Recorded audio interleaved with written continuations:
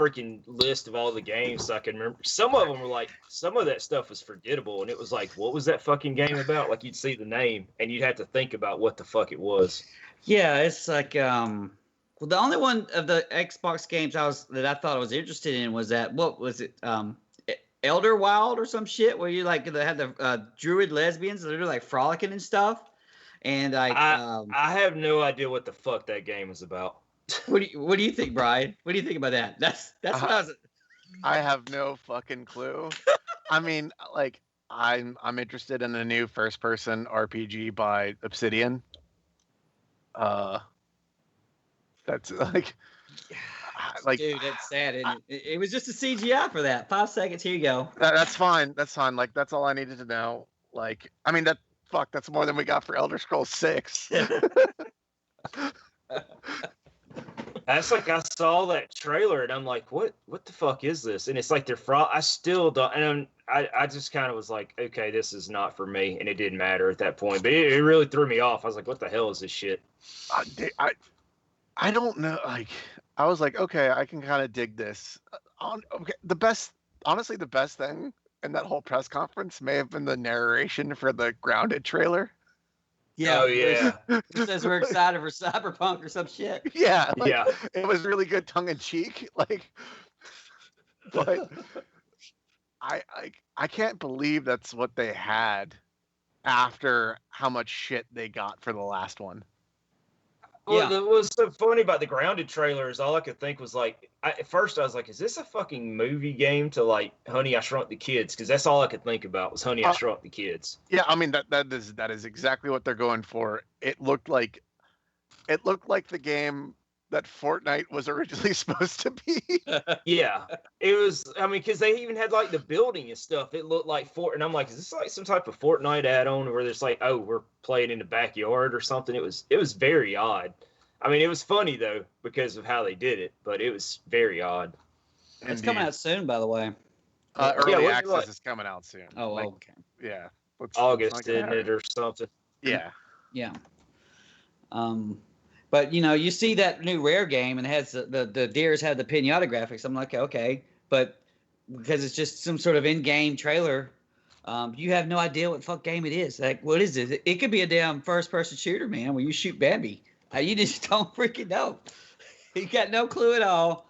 Or it could be Bambi taking revenge. Yeah. And the same thing happened with even like the Assassin's Creed when they showed that on the Ubisoft thing when they first showed it. It was just a CGI trailer. It's like, if you didn't know this was, I mean, you knew this was Assassin's Creed, but like, if you didn't know what that was, it's like, is this like a tactical freaking, it could be a real-time strategy game. You just select a bunch of damn Vikings and go and raid shit. And throughout Xbox conference, this is what I'm thinking. It's like, there's no damn gameplay here. Halo had it. Well, we know what Halo is. All these new games are showing. You're like, I don't know what the fuck this is. But it's Halo with the grappling hook, okay? Yeah, I wonder where they got that out there from. Quake 2. Quake 2. Just Cause. Just Cause. Bionic Commando. I'm also saying Quake 2's might have been an add-on. I can't remember. I forget. I could be wrong on that. I thought it was like a multiplayer only thing. Like, it was a Team Fortress or whatever. I forgot exactly what they were calling that. I don't think it was called Team Fortress. It was like an add-on. Yeah, you're right. Yeah. I just remember like we would play that, and every character would be like John McClane grapple hooking across the freaking entire map or something. It was just everybody had it, and all the bots were using it over and over again. I don't know. It just looked like Halo 1 to me. I don't know whether I should be impressed or not. It really did. I was like, man. Dude, I don't know. Like, Halo 1 had better shadows. Like, yeah, it was kind of one of those things. It's like it had a very plasticky look to it almost. Like, you know what I'm saying? There's something about it. It's like it didn't look bad, but I was like, at first I thought it was like, is this like a redoing of Halo 1? Not like a remake, but like maybe like alternate universe, because it almost looked just like it did on that first level when you land. Yeah. And I'm like, what is this crap? But I was like, it definitely doesn't look pristine. What I'm hoping is it's like they haven't done their lighting passes and like ambient occlusion passes and that kind of stuff. Because like if you go look at, like, there's some people that captured screenshots and like there's like almost no shadow work, no contrast. It looks real bad. So what I'm Yeah, hoping is because usually what happens with these demo gameplay slices is they literally kind of develop its own slice that they can show that sometimes doesn't even match up with the real game. They're not showing something. They're taking it out and then developing that past where they would be with the normal build or whatever. Yeah. So I'm hoping since with the pandemic and stuff, they really didn't have time to do that. So they really just took a gameplay slice from their current build, and the graphics aren't quite finished. Because if those are what the graphics are, oh shit. To hit the 4K and 60, man. If that's it looked. You're gonna sell your new console on is those graphics. They don't give a fuck about the new console. Obviously they don't. Yeah, you could tell it was like, oh yeah, this is just whatever you want to play on. I want to name this when I put this on YouTube, and I title each little podcast. I'm gonna name this "The Death of the Xbox" and long live Game Pass. It's really freaking Xbox is dead. They don't give a shit. Yeah, it really is. Halo Infinite is on Steam right now. You could go ahead and I think they didn't put a price. I think you put it on your wish list at the very least, though. Yeah. But didn't they just recently stop making Xbox One X. And S? Yeah, oh, digital, all digital. Yeah, so it's like they're already kind of like we're done with this console. As far as buying it, and it's the mid child, man. So the one thing that's weird is the values of these consoles have held up well. I just sold my PS4 Pro. I got $375 for it. It's the damn COVID, and then COVID's got they didn't mark, and no one really marked them down, man. Besides your original Xbox S, I think I don't know what a regular PS4 is. I bet it's more than $200. Well, no, if I had sold it a month prior, because I had the God of War edition, I would have gotten over 500. Yeah. I just missed that window, but I still sold it for $375. And Which is crazy for something that's about to be the end of that console generation. Yeah. Oh yeah. I mean, can you imagine? Could you imagine getting $200 for an Xbox 360 months before the Xbox One came out? I mean, it's just no way. See, they were selling for $100. Yeah, on brand new. Craigslist. Yeah. So it's it is crazy. Of course, like I said, though, COVID's got. I mean, retro games have gone just triple prices on things that were just months ago. I still don't understand that. Dude, man, everybody's got free money, and you gotta have it. You gotta have it. They've got to blow it on retro shit they don't need. Apparently so, because I didn't even see that covered. Do you remember? And I don't know if we've talked about it since. You remember we were talking about that copy of Resident Evil 1, the big box set? Yeah. And we might have mentioned it on a previous podcast, but we did. That thing was $30 2 or 3 months ago. It's over $100 now on eBay. I mean, that's just insane for that big box. I mean, and anybody that's buying it at this point they're not going to go back and replay that. They're just getting it for shits and giggles, just to say they have it. So yeah. It's weird. Well, that is probably the best of the old Resident Evils, because they redid that 3 or 4 times, that director's cut and shit, and they changed things. And then, so if you wanted the original the way it was, you'd get that one. But I don't know, man. The Xbox they don't want to sell Xboxes at all. They just want to sell the Game Pass. It's plain and simple to me. And what really kind of drove that in, even though we've been saying it over and over again, they don't give a fuck. They just want to sell Game Pass. But when they did not have a real marquee brand new IP, an answer to Sony, an answer, there's nothing there. And I'm like, you know what? He doesn't want to spend the fucking money to get that. He would much rather just. I wonder how much COVID has played that. Because you got to think they haven't been in offices in 3 months now. No. I mean, 4 months. Yeah. Since March. Yeah. So you get to think it's if there was a marquee game that they were gonna push for, that say it's a 2021 title. If it's 2021, they would have showed it. I think they would have done something. Oh, unless it wasn't close to ready because of everything. That's the only excuse I can maybe give them.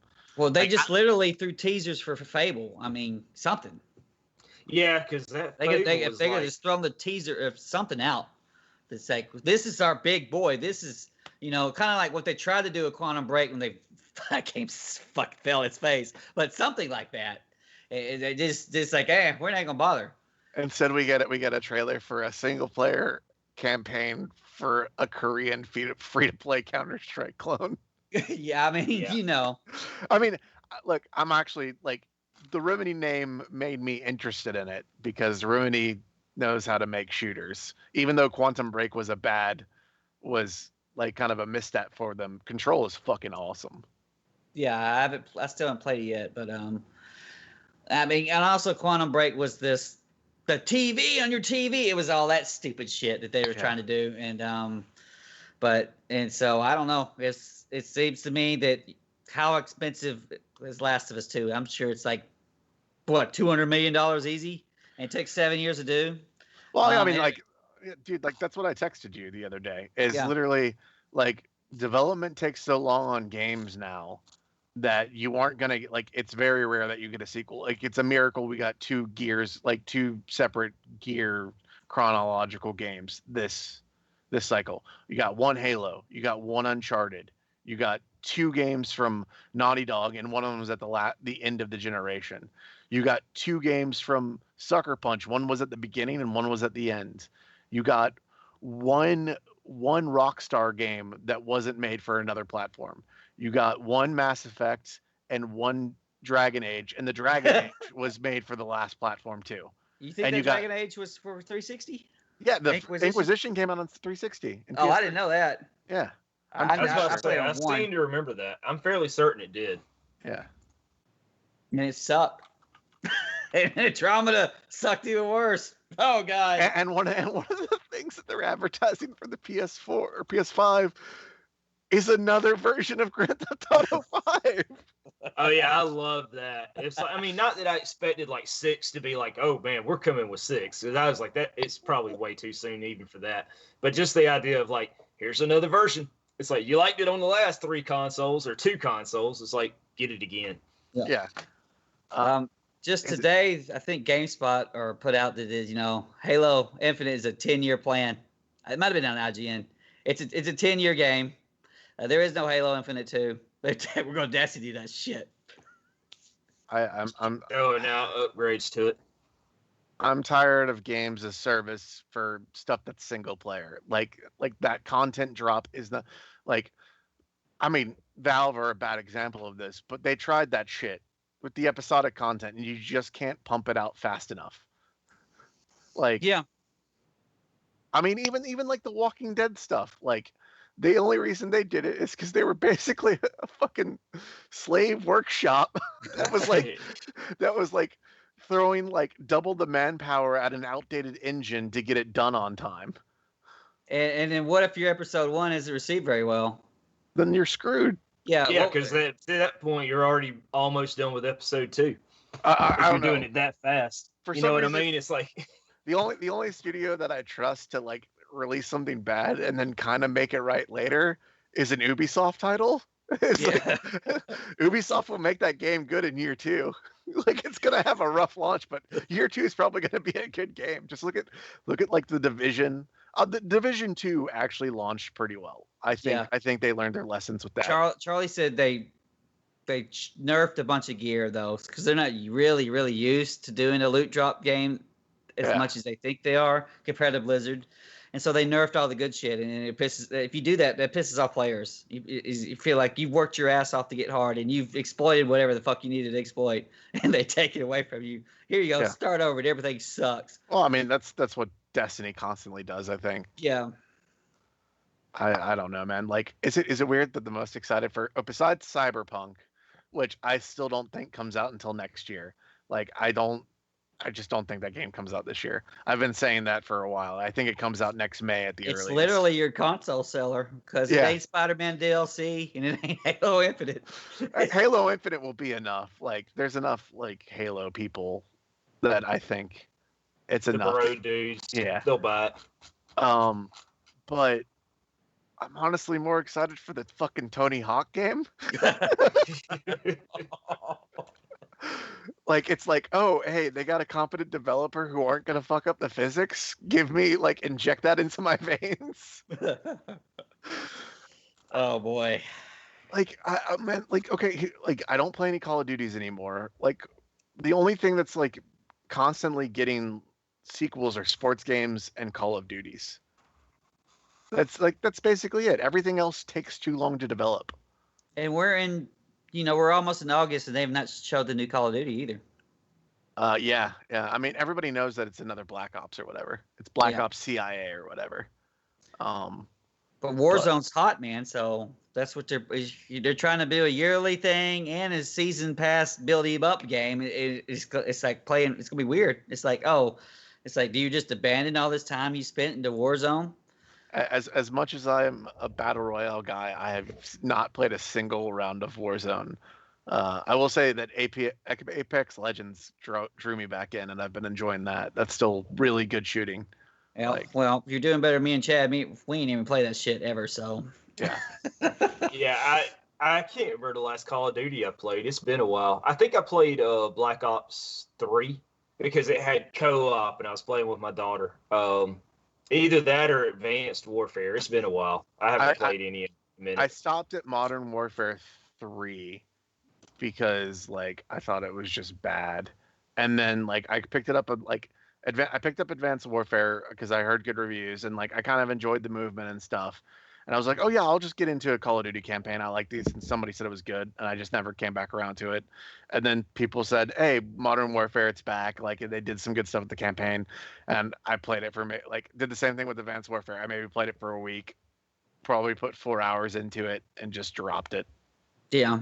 That's pretty much how I was doing those toward the end, where it's like it was fun, but you find something else that would get you pulled in a little bit.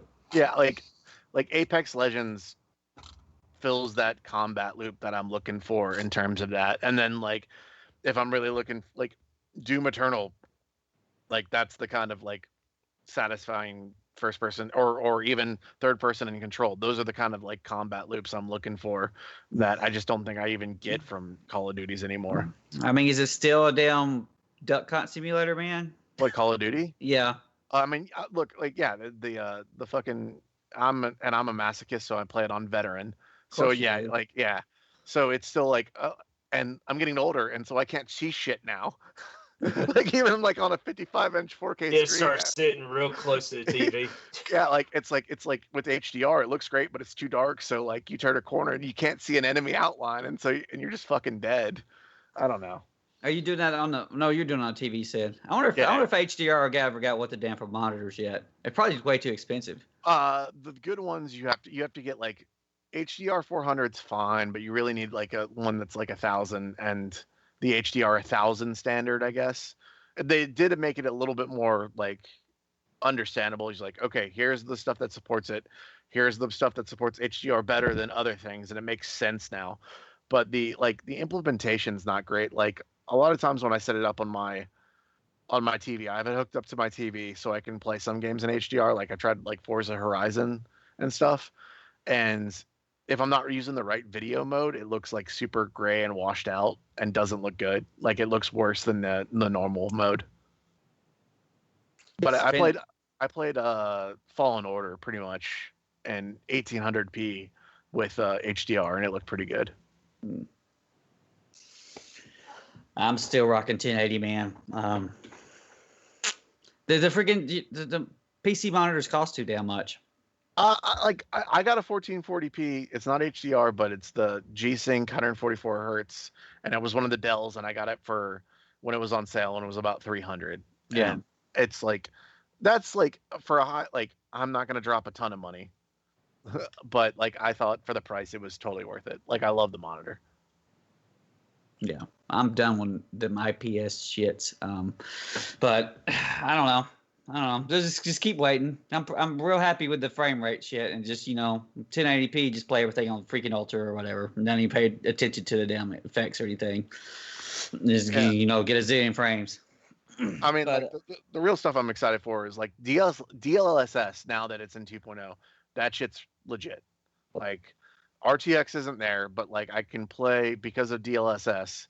I can play control at 1440p with the full RTX settings, and I get over 60 frames a second. Hey man, I heard the leak that the RTX cards are September 17th. That's what I heard. Okay. Saw something about that.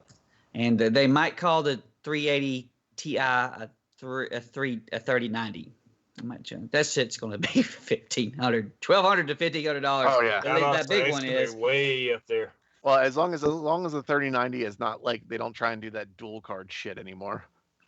Well, I don't think they will. Dual cards are done, man.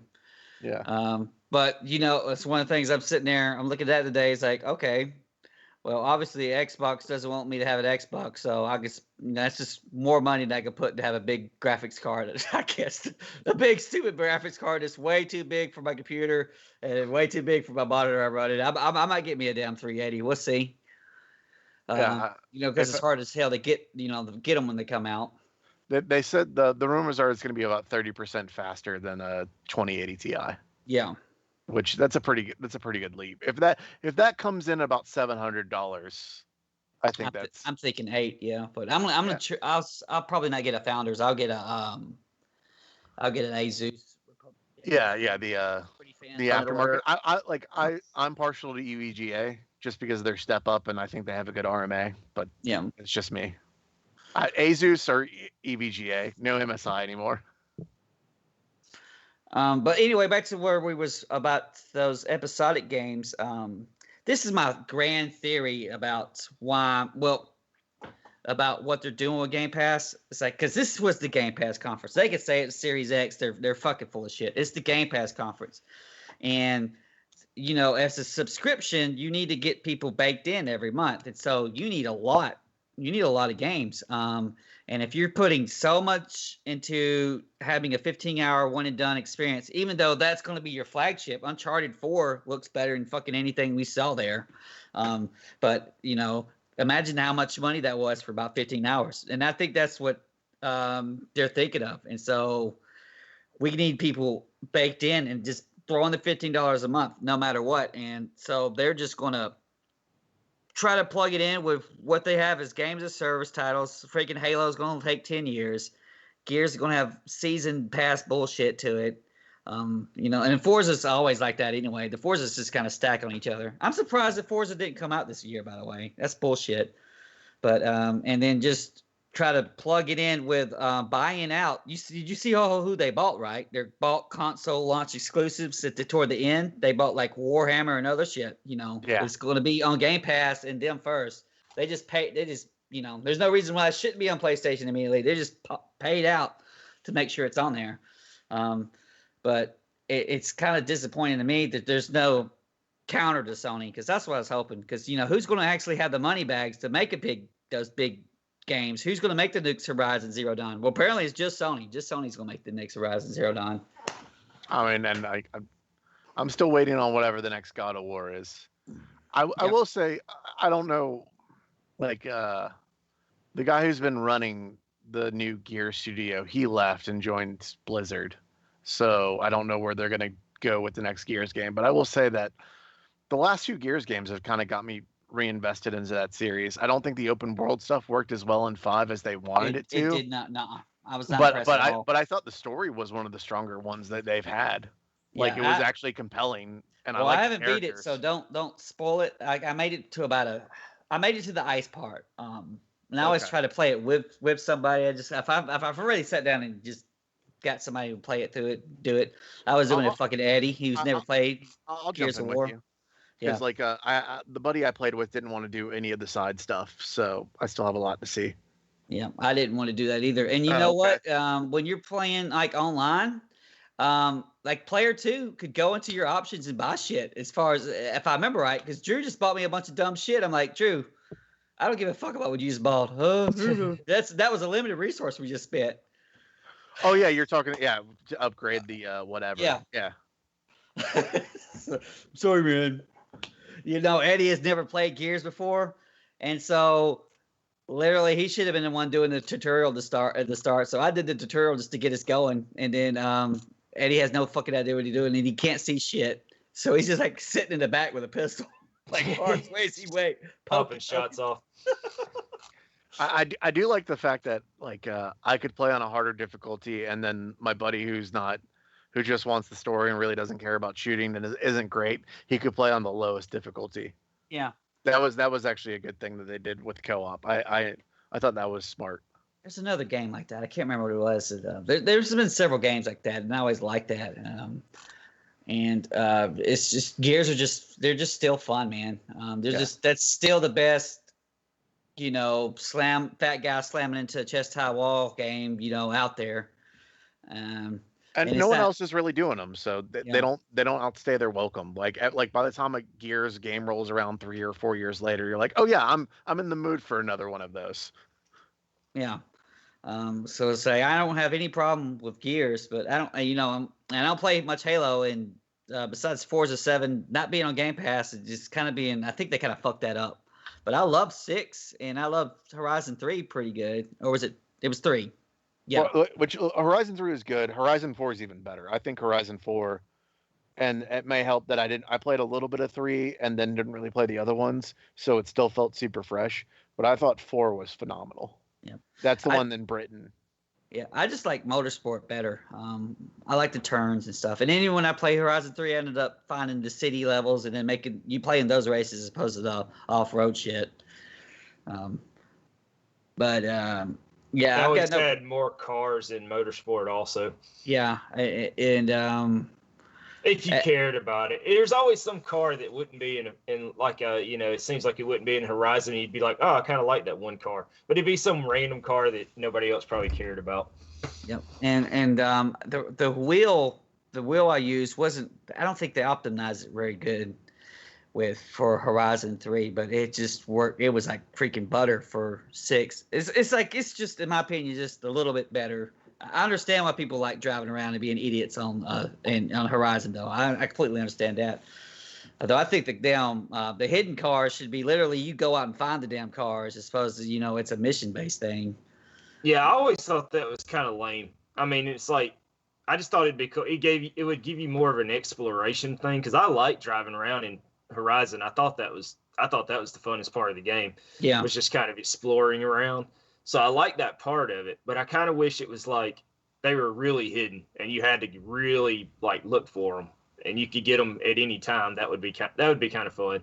They kind of maybe did a better job with that in Horizon 4, because they weren't like missions you could select. You would just get called up and they would give you like a general location, and it kind of forced you to go into that area and kind of search around. So it made you explore a little bit more. That's the way 3 works. Oh, yeah. Okay. It was like the same thing. It was like, oh, after you've done X amount of races, they'd be like, hey, there's a thing over here. And it would be like it was like a circle or something, wasn't it? I can't remember. Either way, it was like, it gets you the vicinity of the area. Which, I mean, I guess it keeps you from like, basically being like, oh man, I'm going to go find this car, right from the get-go. Of course, you still had to get it like, fixed up and everything, but. Well, the computers would just run your league anyway, so. Yeah, but I think they can always try to get those campaigns better. But I like the 6's campaign a pretty good bit. I didn't know how much I would like those stupid electric, what was it, Formula E cars? I really like those stupid things. They're like F1 cars, Brian, but they're like electronic. And nice. Like you're like a Gear 1 going 40 miles an hour. Like, what the fuck, this is weird ass shit, man. They didn't have much power at the end, but they were pretty fast to get started. I really liked them. It's all acceleration. Yeah. And but so he's like, I like Microsoft's lineup. I was hoping for some. Why the fuck didn't we see Battletoads? That was disappointing. I was expecting to see something. Yeah. I want to talk about Tell Me Why, because that looked like I did not know what to think of that game, that trailer. I do, but you go right ahead, sir. Oh, I just thought it looked like super. I thought the guy looked creepy as hell. You know why? I was suspected, because it looked like they were going to start making out at any moment. I thought it was going to be like an incest story, and it's like they blocked it out of their minds that they were fucking as kids or something, and and then they're going to get together and remember one night that I think the guy's trans, so maybe I might not be right. That's, I don't know. that's It what you just see. That's like it looks weird. And then these are the same guys who do Life is Strange, and I really like the first Life is Strange. Is as a goofy ass game though. Those girls are so stupid in that game. It's like some dude in freaking Iceland is trying to write a story about how girls he thinks in Seattle would talk, and they talk all weird and shit, and it's so bizarre and goofy that you end up really liking it. I played through. I think there was a prequel. I forgot what it was called, Beyond the Storm or Before the Storm. It was much lower quality, and then I heard that Life is Strange 2 was not good at all, and so I didn't play it. Although that was on the console version of Game Pass, it's probably still there. And if you look at it now, that's pretty much Xbox is publishing this for them, and so even on the Steam, it says Xbox Studios are publishing, and so this is essentially looking like Life is Strange 3 to me. They might have the second one might have been received so bad that they don't even want to use the name no more, or maybe they just changed it up. Yeah, and it's still an episode game, still has to deal with some kind of mysterious powers, but I don't know, bro. It looks real woke to me. So it's like he looked kind of weird, and I'm like, well, maybe that's just what they're going for, but. It almost makes sense like they were a little, I guess because they're twins, but it just seemed like it was a little bit creepy bonding. Like I was like, yeah, are they gonna fuck? Like is that what it is? Like it was kind of weird, I mean, those games are weird. Someone needs to fill that Game of Thrones and incestuous vibe. It's, they're missing it. It's like the whole trailer. I'm like, I was getting kind of like that Life is Strange feeling, but also like maybe a little bit of like Alan Wake and a little bit. And I'm just like, God, it just did not look appealing at all. Maybe it's just because I'm not into those types of games, but it just did not look. Whatever their mystery is, I didn't care. Yeah, Life is Strange ended up being pretty good, and in a lot of ways, it's a visual novel, a walking simulator, and it's also just, you would spend extensive time just watching it. And it works if your story's good. So I don't think that 2's had a lot of people just didn't like 2. I never played it. I was really hyped to get it, and then everybody ended up not liking it. And that's one of those things is, okay, if your first couple episodes are shit, then why people are going to get invested in the other ones, And the way I see it, it's like, okay, even on Game Pass, even if you're giving it for free to me, I'm just going to wait till all 4 episodes are done before I would even care. And if people hate it, then watch it, wouldn't even bother.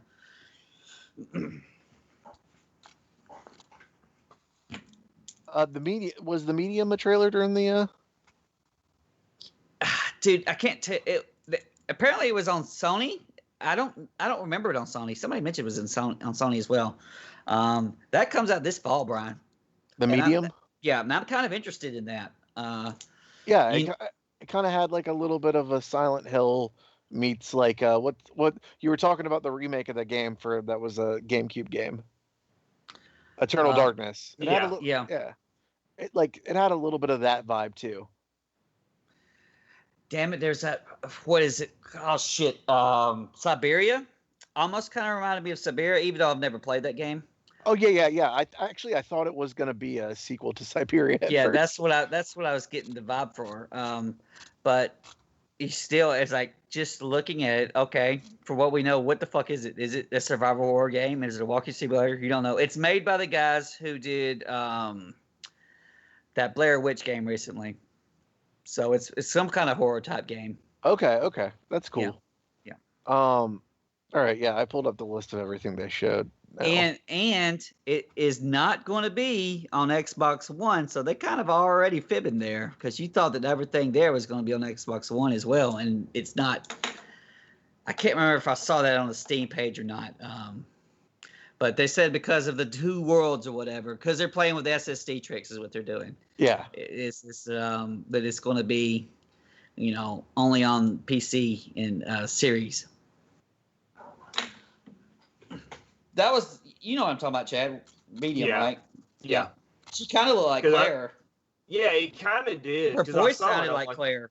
Yeah, and I knew it was definitely not Resident Evil, but like it kind of had that Silent Hill feel to it. And when you said Siberia, yeah, it looked a lot like that. Because it's like, it had that look to it. Yeah, that's one of the more interesting games. Especially since I got Game Pass, that'll be something I'll be looking to try out. But it's supposed to be this fall or maybe winter time. I mean, I still need to play most of it, but like the Outer Worlds getting an expansion that has me, because I still want to play that, even though like I know it's just Fallout New Vegas in space, but that's cool. Well, it's the quality Fallout. That's something completely different that most people aren't used to, man. Yeah, I mean, yeah, because I fell off of Fallout 4 so fucking hard. I got about halfway through that game, and I was just like, nah, I'm done. Chad, you had 40 hours, didn't you? I think I did, and I still never beat it. I just go around screwing around from like, just like doing little side stuff. You know what I'm saying? Like you would get going and you'd be like, oh yeah, I forgot there's a main mission to this game. And I would just catch, it's kind of like Grand Theft Auto where it's like, oh, there's something to do, but you just catch yourself fucking around most of the time. Yeah. But no, Fallout 4 sucked. I mainlined it and beat it in 24 hours. And never touched that shit again. Yeah, I mean, like it's cool that Stalker 2 is happening, even though we got nothing. We got like a target render trailer or whatever. Yeah. I'm honestly, I know people shit on the Vermintide games for the support afterwards. Like, I don't know, like if I buy a $30 game and I get 30 or 40 hours out of it, and I can come back to it anytime and kind of mess around with it. I don't get the people that think they can spend their justified like thousands of hours of content. I don't get, like, it's just not the way I'm wired, not the way we're wired as like older gamers, I guess. It's like, the Diablo story, man. Yeah, like, but they like, have 3,000 hours in it. Man, I hate this game. Yeah, but the idea that studio who did really well with Vermintide, and like those like they did well with the environment, and it's a good, Left 4 Dead style horde game, doing that in the Warhammer 40K, even though the name is stupid derivative Dark Tide. I'm looking forward to that, because those games, like, even if I only put like $30 and I put 20 hours into it, I think that's a worthwhile cost. You see, I've never played any. Well, the one that I would play if I was to play Warhammer, I would play I don't want to play the strategy ones, but I've never played it. The Total War Warhammer games are like actually very, very good, and I think Vermintide is really good. Both Vermintide 2 is even better than 1. I think they're fun games for what they are. Yeah. Like, I mean, you just got to be into that style, like that Left 4 Dead style kind of game.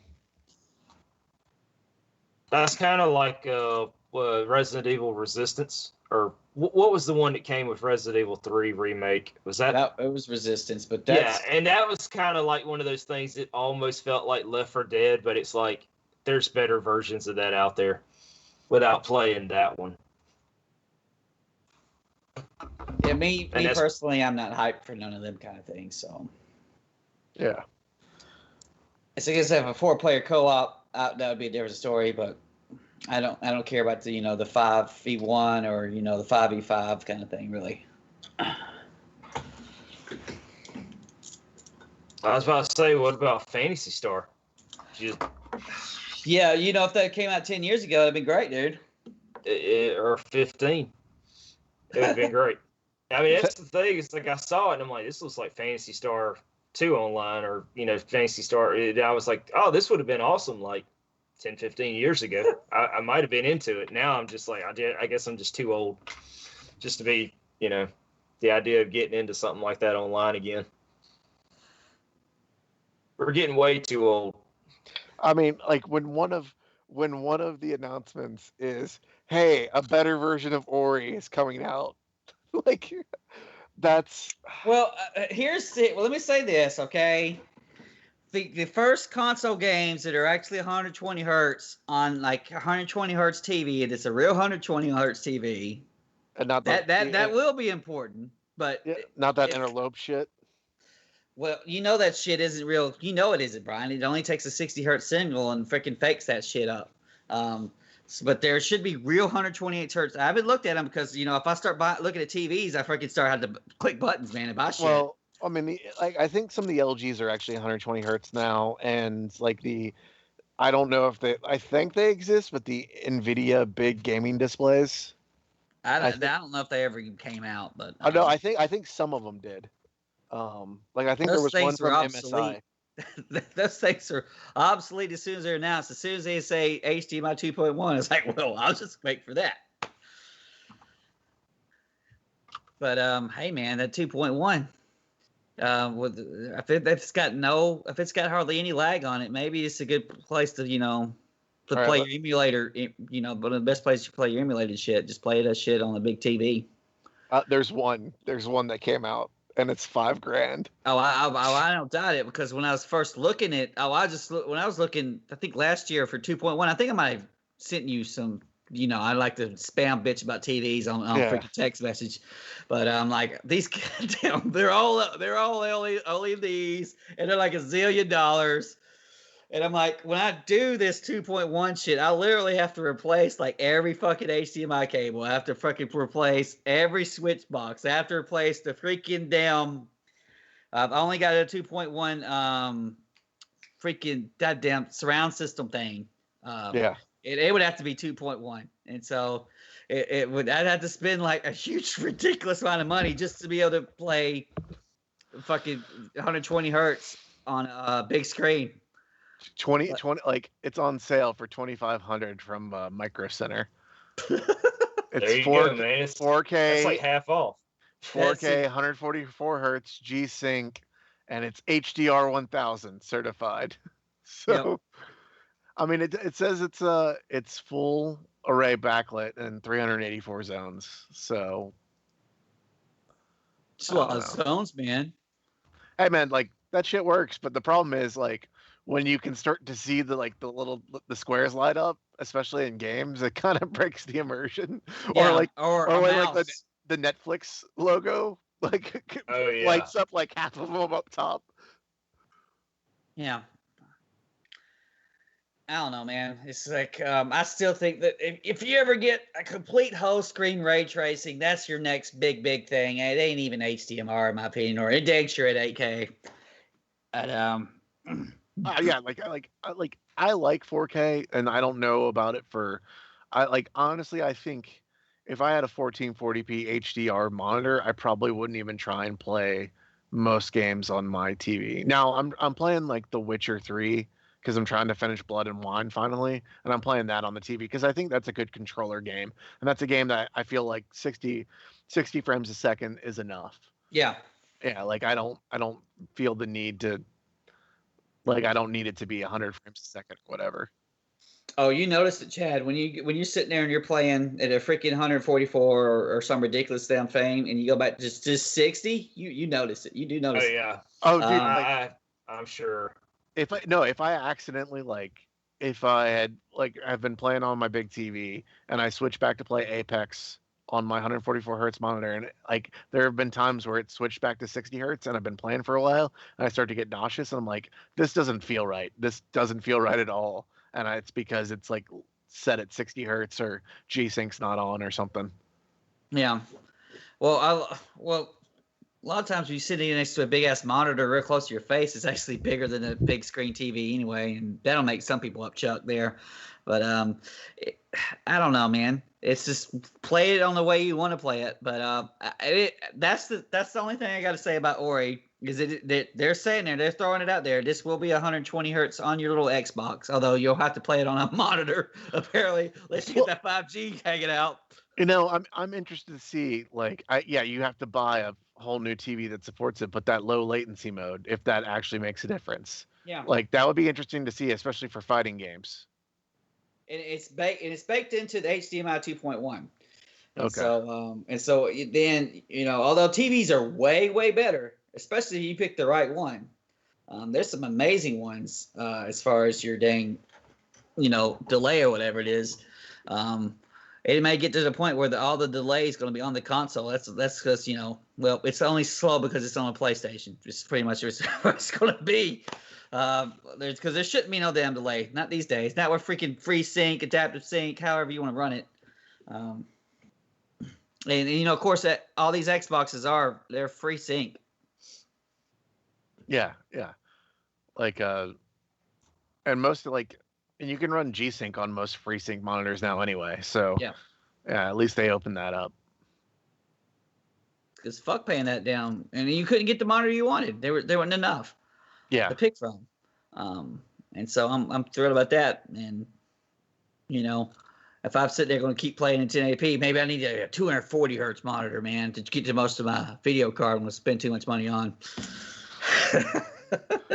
I sit there and play Diablo 3 with the big old expensive video cards. You gotta get your money's worth. You gotta get 7,000 frames and still have the server load the level slow as fuck. 1440p is a good jump in all honesty. Like it's definitely sharper for me, and like it makes me not like want to push 4K as anywhere near as much. Yeah. Like certain games still I can't max out even on a 2080. I can't max out. Red Dead is still like a beast of a game on that system or on any system. I think half of that is that they can't optimize PC for shit, but no, I mean they're trying, like they're doing a lot of really complex global illumination stuff that looks really fucking good, and they went overboard on like water physics stuff that you really doesn't matter, and so you can lower that. But there's some shadow stuff and global illumination stuff that they really pushed. And then there was a problem with that engine. They because of consoles they base it around TAA. And so trying to even run MSAA in that game is like, it takes a beast of a fucking system. Well, you know what it sounds like to me? Sounds like we need to announce Red Dead Redemption 2 for the Series X and PS5. $20 upgrade, guys. Nope. Be a whole new game. I imagine Red Dead Redemption 2 would probably make it to PS5 at some point. That just seems like something they would do. I mean, they already got Grand Theft Auto 5. They might not do it because Red Dead Online is not making anywhere near as much money as Grand Theft Auto. Grand Theft Auto. They were greedy as fuck. They've already basically abandoned Red Dead Online. Like they haven't put out any. Maybe it's just COVID, but like based on their old timeline, they haven't really done any meaningful updates on that game in a long time. You can't put no nitrous on your horse, man. I'm just saying. Well, no, like they haven't introduced any jobs. They haven't introduced any like new like professions, like that kind of thing, or storylines and stuff like that, as much as they've done with Grand Theft Auto. Yeah. So, Grand Theft Auto is their money maker, and so they will continue milking that cow until it's fucking dry. Yeah, and great GTA 6. I don't know. I never seen it ever. I haven't played it since the 360 one. So but it was great on 360. It was freaking amazing. But whatever. I played it on Xbox One in first person. And that like, I don't know how I was able to do it, but maybe just because of just the way that game looks, 30 FPS wasn't too bad. But I don't think I could do it now. Yeah, it looked pretty, but at the same time, that median game is only going to be 30 frames on Series X. we're already the ball's already been dropped, Chief. Yeah, they're saying that because of them dual rendering each scene, like since they have to flip it back and forth, and since it's like fully rendered both ways, that they can't run it on. They have to run it at 30 frames a second. Sounds like a load of shit to me, but you know, whatever. Will you be able to run Tetris, you know, at freaking, 120 frames a second? 4K, 240 frames a second, HDR max, ray trace your eyeballs. Hell yeah, boy. I get Tetris, but I haven't. I mean, it's one of those like I don't care about playing, against other people in Tetris. I guess because I just feel like old school Tetris is playing till you stop. But I mean, I guess it's like I'm sure they add more things to it. You know, what was the newest one? Was Tetris 99 that came out? I can't remember. Yeah, that was the Battle Royale Tetris. Yeah, and I mean, I couldn't get into that because I was just like, I don't care. I just want to, I wanted it as a time waster. I don't really need to play it as something more than a time waster. But maybe I'm just old. That's just a Game Pass check off on the box. Like, well, we need Tetris. Check it off. Okay, Got to get everybody in, so everybody's got to have something. Tetris is one of them. Yeah, and I forgot even who was making it, nor do I care. I know that a lot of people made it. You know, EA's even made some. What do you think about that EA flight simulator or arcade game, Brian? Depending on like, I actually watched like Jack Frags play a little bit of it, and he said it's a lot deeper than he expected. Mm-hmm. Like it's somehow it's not as arcadey as he was expecting. I mean, it's never going to be like TIE Fighter or X-Wing or even say something like Free Space, but depending on how long that campaign is, and like I think it's going to be like more of a budget title, so it's going to be like $40, I think. Yeah, I might give it a shot. Like EA said that that was a risk to make a $40. That was the set $40. I'm like, no, the fuck it isn't. Y'all guys ain't even paying attention. It's a risk to make a flight simulator. Like let's just be honest. Exactly. So, in my opinion, well, I'm thinking it still would be more somewhere closer to saying it's an arcade game. And so, if you're looking at it like that, like Star Fox, and what was it? I forgot that damn god awful Star Fox for Switch. I mean, Wii U. But in my opinion, that those games, they'll kind of run out of steam in about 2 hours. You can have 3 or 4 different paths or tiers to wait, and then Star Fox actually does that to get replay value, but that should not be a long game. It looked like it was like the actual space combat looked a lot more looked like it was going to be a lot more substantial than something like Star Fox, at least. And like it depends on what kind of modes they can offer. Like if they, do they offer like protection run missions and stuff like in multiplayer and that kind of thing, or like depends on how addicted that multiplayer is going to be. But I don't know, I played shit of Star Fox 64. It only had like really one level you wanted to play it on, but we played the crap out of it. If it's there, it's there. Yeah, we'll see when it gets closer. Like it's piqued my interest. Like, yeah, but like that's about it. Like it's piqued my interest. I thought that what was it, Rogue Squadron 3 or whatever it was. I can't remember the exact naming of the game, but it was the second one on GameCube. I felt that game kind of. I think it was Rogue Squadron 2 because they changed it for. They changed up the name like from the 64 to that one. To GameCube, and then it became like part 2 of the GameCube ones, I think. They kind of felt that they made you jump out and run around and shoot people, which it's like, no, you should just stick to what you were good at. Yeah, it always felt weird when you did that. Yeah, it's gonna be a little bit more. It's definitely way more simmy from what I've seen. And, okay, I would be fine with something like that. Yeah. Honestly. Yeah, but it's gonna be closer to it's honestly gonna be closer to a sim than even like Rogue Squadron. So. Okay. But I like those games. Besides, they were a little bit almost randomly too hard. You'll just be fighting the Battle of Endor, and then some random TIE fighter smashes your ass, and you had no idea of seeing it where you were. It's like you just didn't have damn freaking control of the battlefield. But there's 5,000 things, and of course you had everybody, the fake backup voice actors for all of the people. Oh yeah, it always we got felt fake like you didn't have enough scope of everything. Yeah. Because it's like even though you could see your ship, it's like you couldn't see everything. There'd always be, like you said, there'd be something crashing into you more times than not that just destroy your ass. But every time you had to get out, it felt weird. It really felt weird. But every time it's like, oh, now we're running. Like, what was it? The part where you're like going to get Leia or something like that from like A New Hope, where it's like you get out and you run around and you're shooting stormtroopers. It was like, this feels like a little mini game compared to the rest of the game. All right, so this just came up. The Halo Infinite demo debuted during last night's Xbox Game Showcase was a work in progress build running on a PC with equivalent specs to the Xbox Series X. I mean, that yeah. explains a lot. Yeah. So they're not even showing stuff running on actual Xbox Series X hardware yet. Dude, that's fucked, man. You can blame that on COVID, but or not, but that's like, and it to be this, like, and the fact that they didn't even announce a price. Well, I know why they didn't announce the price. I figured they wouldn't. If they're going to announce the little one Xbox next month, don't announce the price for the big one before you announce the little one. You announce them together. Okay. And so and then Sony's waiting because they want to undercut them.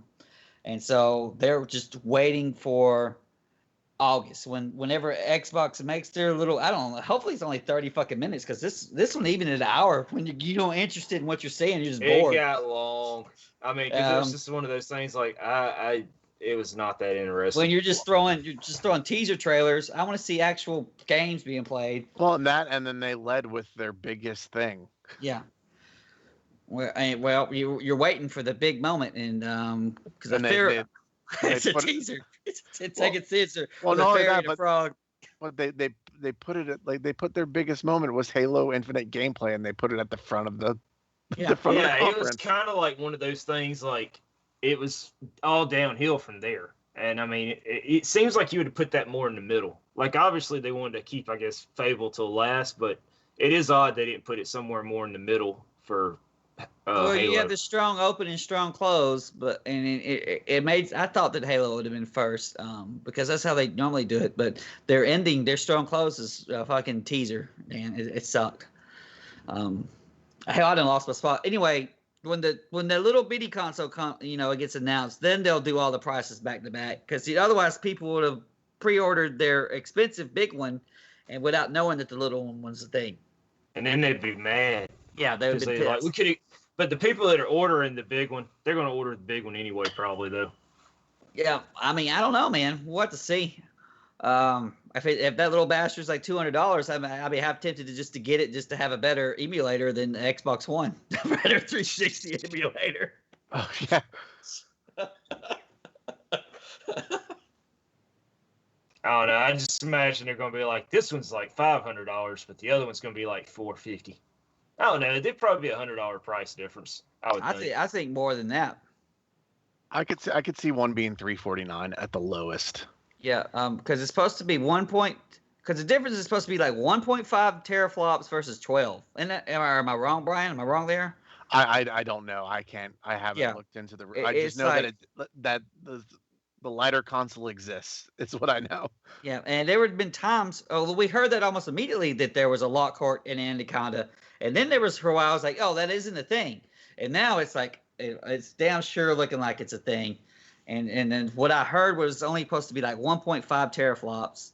So, and so the Xbox Xbox X1 is 6.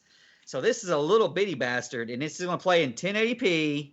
It probably have 30 frames, but you can get in there and play everything up. So you're not stuck. You're not being stuck. You could just have this little bastard, and everything's going to scale down to it, which is, a decent idea. So you make the price right on that little shithead, then you're going to get a lot of people to be able to buy that thing immediately, as opposed to the freaking sticker shock of freaking $600. It's going to be rough, dude. That's what I think it's going to be. Do you think that's the idea, to like undercut Sony, because they know Sony's going to undercut them on the main console, but they're like, hey, we got this little bitty one. It's like, and we're going to undercut them on that. Well, that's why Sony's doing that all digital. That would be $50 less. I think so. Something like that. It's well, like they haven't 50 said whole freaking dollars. They ain't said that, right? They haven't said how much it's going to be, but like, I think it's 100. You think it's going to be 100 less? Although honestly, a freaking 4K Blu-ray can't be that damn much money, but unless they dump this. No, it has the same SSD and everything in it, right? I think it's the exact same system minus the drive. Yeah. Well, that's like when Microsoft but at 50, did it's that like, with why? the S. Why would you care? Well, that's what happened with Microsoft when they did it. When they had the digital S version, it was $50 cheaper, and it was like, if you're already spending $300, who gives a shit? You know what I'm saying? It's like $50 ain't a whole lot more. Well, on that one, of course, your used market is just going to be cheaper than that shit anyway. Exactly. Yeah, but at the same time, when that one first came out, that digital one, they were selling it for $250, and you could still get the Xbox One S on sale for like $200. If you caught it like right around like Christmas and Thanksgiving, you could get one for $200, brand new. The One S really made no sense. It also had a built-in 4K Blu-ray player in it too, right? The One S has one, right? Yeah. Yeah. So. And it's like they dropped $50 off of it, and it was just like, because the regular price was $300, and then they had the all digital for $250. And then I remember when we bought my daughter one, it was like around the holiday season, like a couple of years ago, it was like $200 pretty much everywhere. Everybody had them on sale, and that was for the disc drive version. So, I mean, it just seems like at $50 when you're spending $300 or $400 or even $5 or $6, $50 is not your, that's not going to break you. Yeah, I don't know.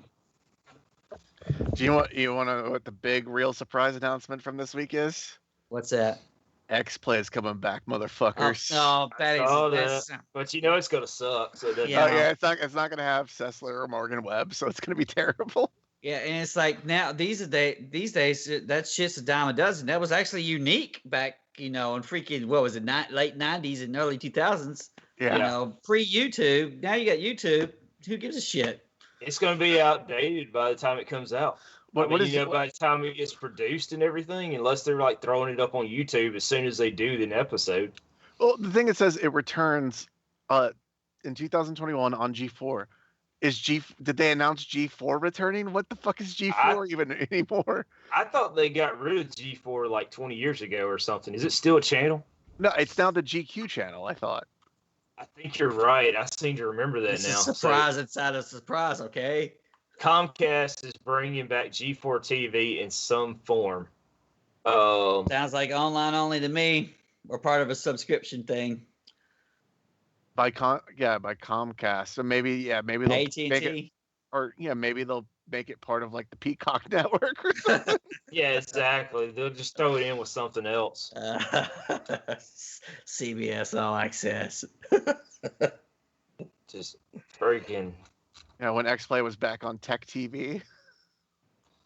Yeah, I didn't mind Tech TV way back in the day. It's like I forgot they had like the screensavers on there. That was like, the only channel that had that stuff. ZDTV before that? Yeah, it was ZDTV, then it became Tech TV, then that morphed into G4. Yeah. Because what was X-Play? It was like extended play or something like that before, wasn't it? I think so. Well, Steven hadn't even talked about the other console coming out this year.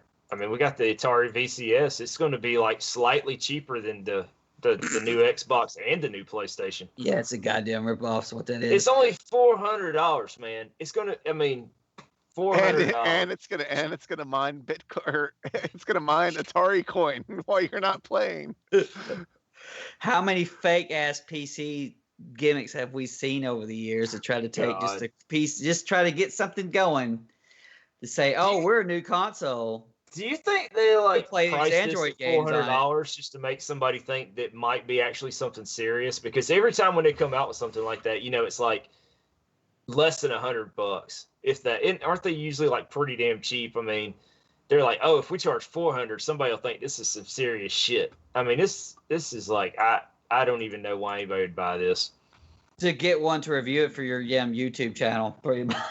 Yeah, man, it'd be like it's like the people you see. It's like they stand in line to get the newest console. Like, I just bought a PS5 and now I'm going to smash it in front of all these people standing in line. Yeah, that's what you do. But see, at least on the Anya, although it took them forever to get it out. The Ouya? Anya? The Anya. Getting Anya on this game, man. They kickstarted it or whatever, and they were going to get it out in the middle of the console generation or late in the PS3, X360. It's like they ended up being too slow to get the damn thing done, and so you had your Xbox One and your PS4 announced, and so the hype it had at the beginning was just fell apart. That's like, who wants this shit now? It's it's already dated.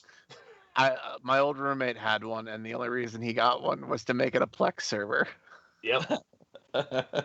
I knew quite a few people did that. It's like, oh man, it's a miniature server right here, man.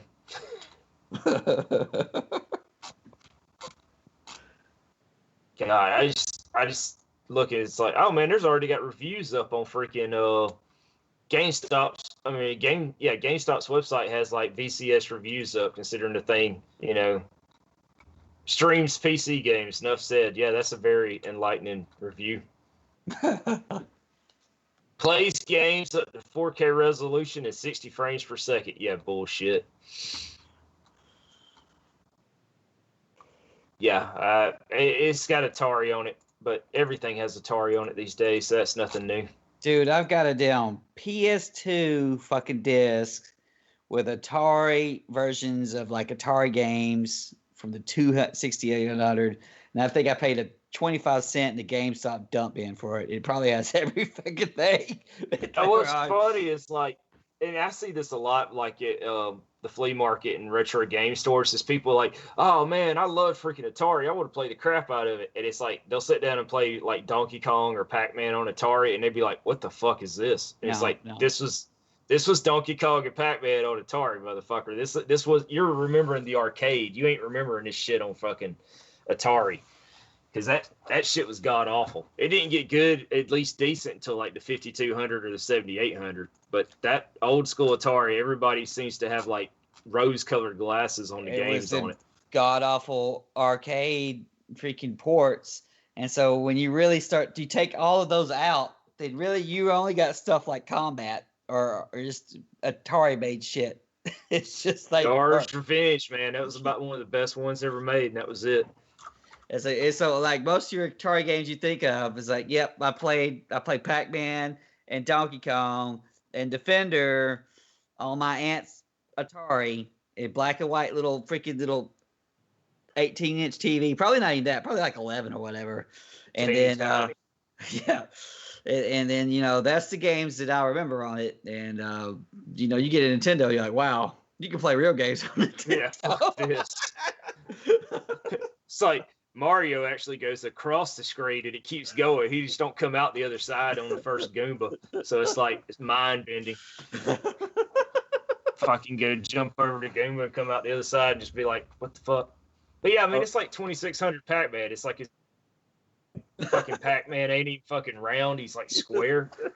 Turned on a tilt axe. I mean, it's just like, but people, they were like, oh man, no, you're remembering different, man. We have our own custom maze. Be excited, people.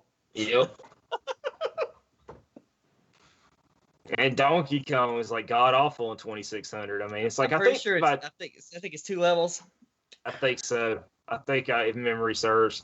And then like by the 5200, it started looking like Pac-Man, but it wasn't arcade Pac-Man. But and then freaking I think it was Empire. It might have been Empire. No, it wasn't Empire. It was Return of the Jedi.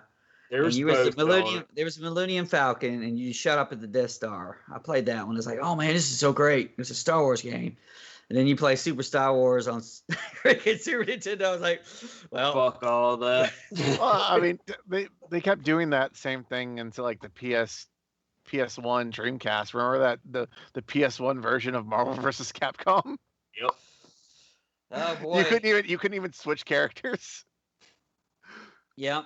And it was although I didn't have that one. I had Marvel. I had the Marvel one before that. Marvel Superheroes versus Street Fighter. That was the first.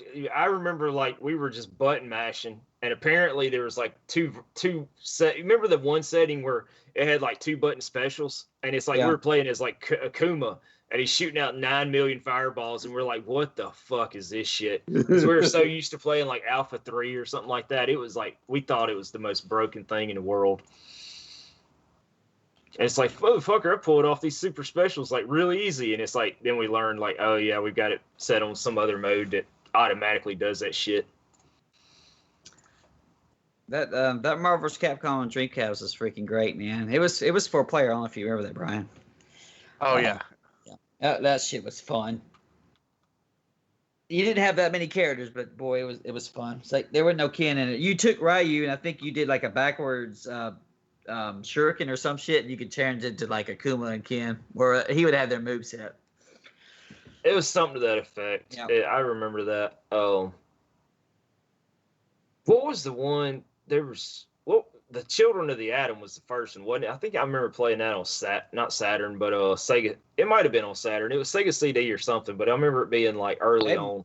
Hell, they might have even put. Well, that would have been real bad on Genesis. They might have tried to though. I don't think it was on Genesis. I mean, I know they did Alpha 2 on Super Nintendo, and that, for fuck's sake, did not need to be on no fucking console, no 16-bit console. I mean, they did it. I bet you that's $100 game now. I don't know. It was god awful. Probably You remember is. that? I just remember like it had a load time at the freaking. You remember it'd say fight, and then there'd be like a 4 or 5 second delay, and you'd be like, "What the fuck?" Because we'd been playing it on like I think I didn't have a PlayStation at the time, and didn't we find it in like the bargain bin at like Blockbuster? And it's like, "Oh man, you could practice for this." And I took it home, and I'm like, "This is not the fucking same." It was just broken as fuck. Now I got to check to see how much it is on eBay, because I bet I got a copy floating around somewhere. It's trending for $40. That ain't shit. No, man, I can get the box for fucking damn, $30. Yeah, I gotta stop buying boxes. Fuck that. Something about boxes. I don't know, dude. Don't you be hoarding that shit now. I'm trying to get rid of shit. I need to get rid of a lot of it. Just start flipping that crap. Yeah, I need to. Yeah, I just I don't know if I can go physical at all. I guess no. I gotta get me a PlayStation 4 game now, Brian, because Shin Megami Tensei is gonna be on PlayStation 5 is. Okay, but it's gonna be on PS4 after the PS5 comes out, right? Yeah, that's some classic Atlas bullshit. So hell, that's the way Persona 3 and 5 are both, and 4. Yeah. I think PS3 was already out when Persona 3 came out, I believe, if I'm not mistaken, right? Of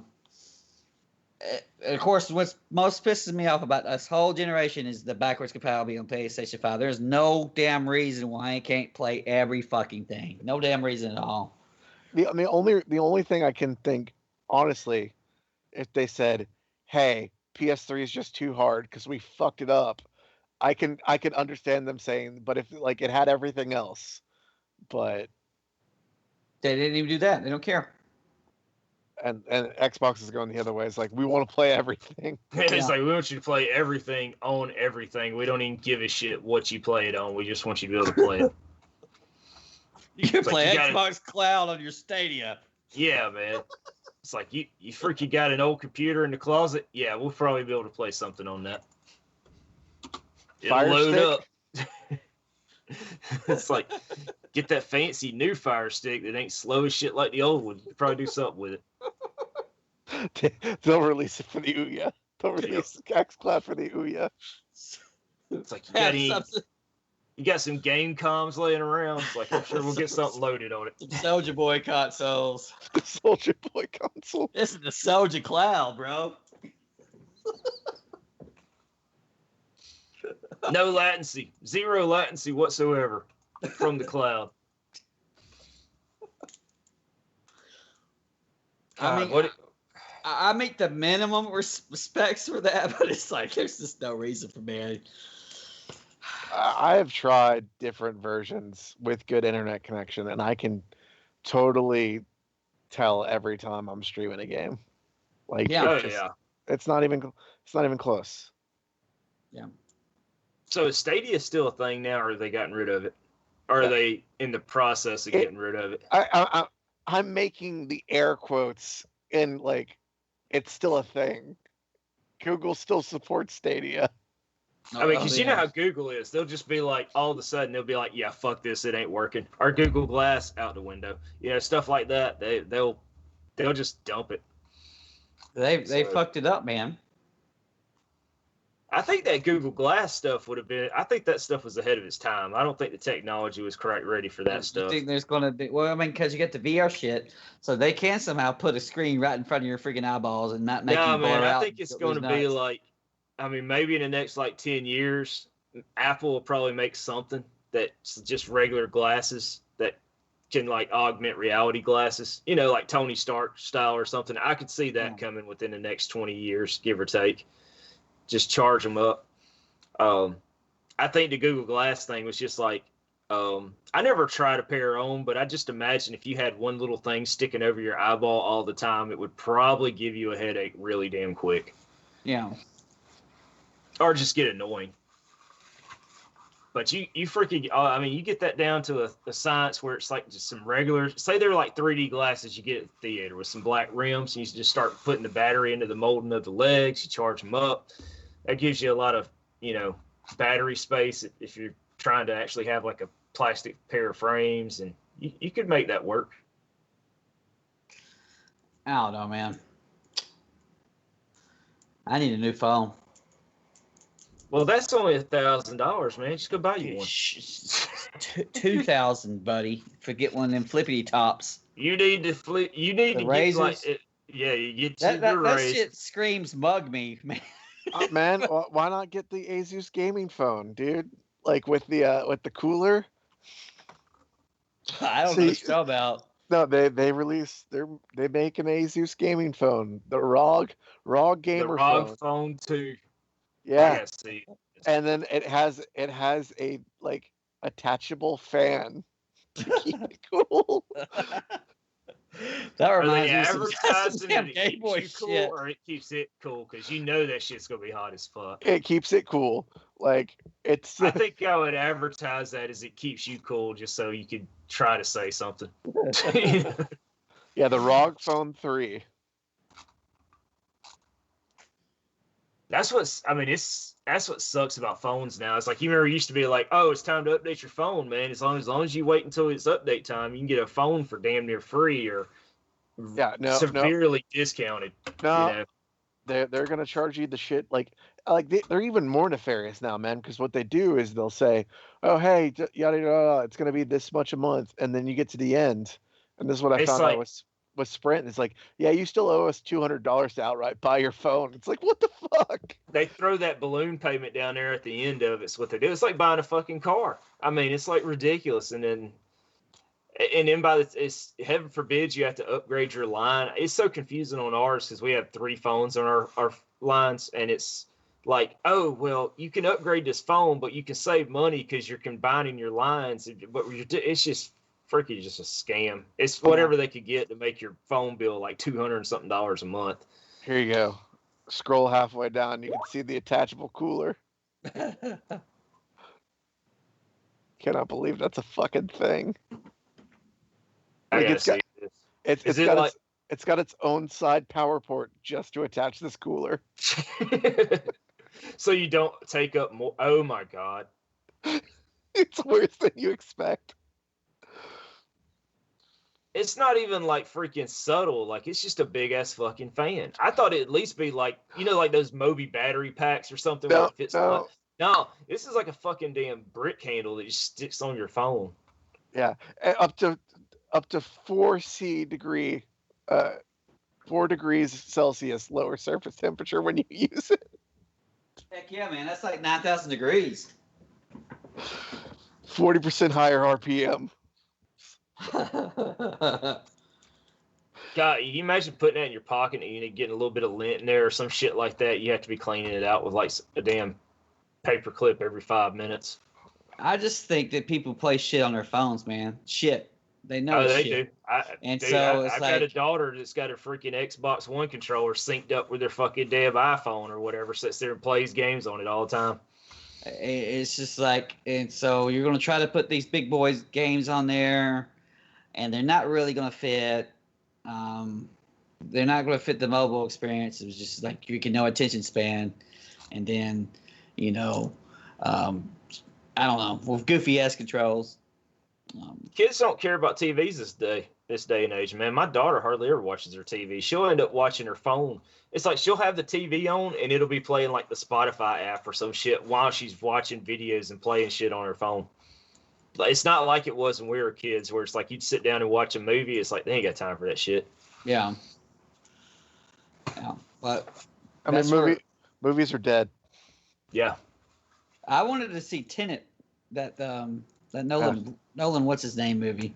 Next You're gonna year. have to wait, man, till we all get rid of the COVID and shit. Throw the goddamn shit out for $19 and quit being fucking assholes.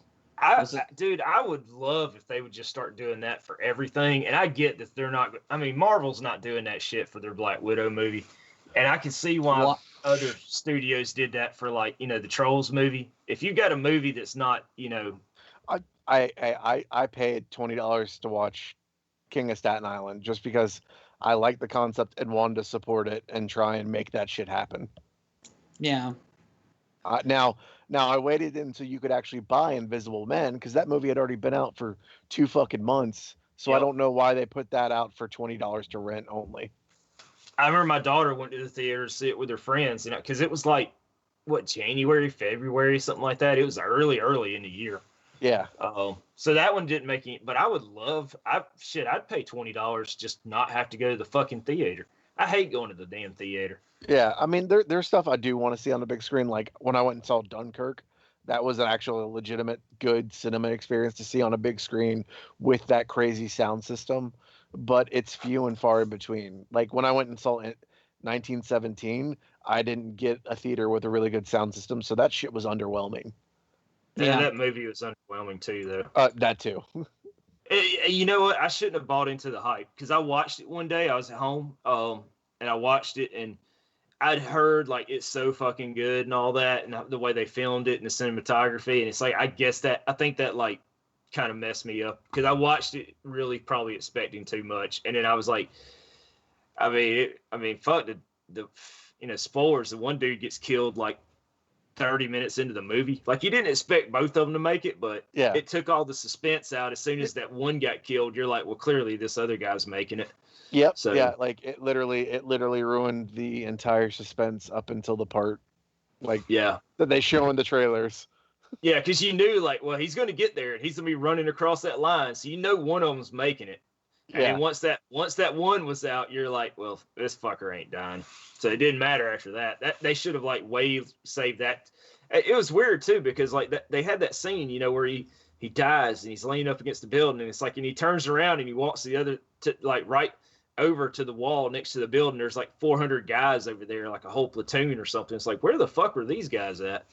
Yeah. They like, especially spoiler alert, like that platoon was not close enough to see a fucking plane coming down. Exactly. You get the impression that he walked like 20 foot and he's like, well, I guess I'm suiting up with you guys now. Yeah. There were times where the fact that they were so constrained to the one shot thing, like that they were trying to do these storytelling elements that it really detracted from what they were trying to do. Like, or the other thing of like, when he gets in the fight with that guy and like in the burning village, and like the guy falls down and he doesn't turn a corner or anything, he just kind of slips into a window and they can't find him.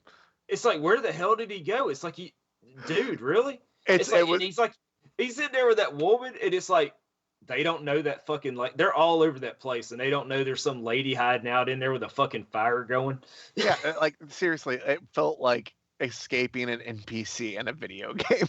Yeah, like I'm just gonna slip in here, and they're not gonna know that I'm behind a freaking door. Line of sight's broken, so they don't know where you are.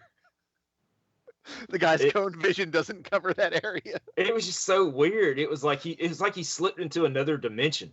It's like, I'm just gonna hide out in here with this woman. And honestly, the music really didn't feel like it fit that movie. Like, I know we're going on a tangent. Weird. It felt more fantastical. Like it felt like fantasy music or something. I don't know. It just didn't work. I wanted to like that movie. I fucking love Roger Deakins. Like he's like one of my favorite cinematographers, and I was just kind of underwhelmed by that movie.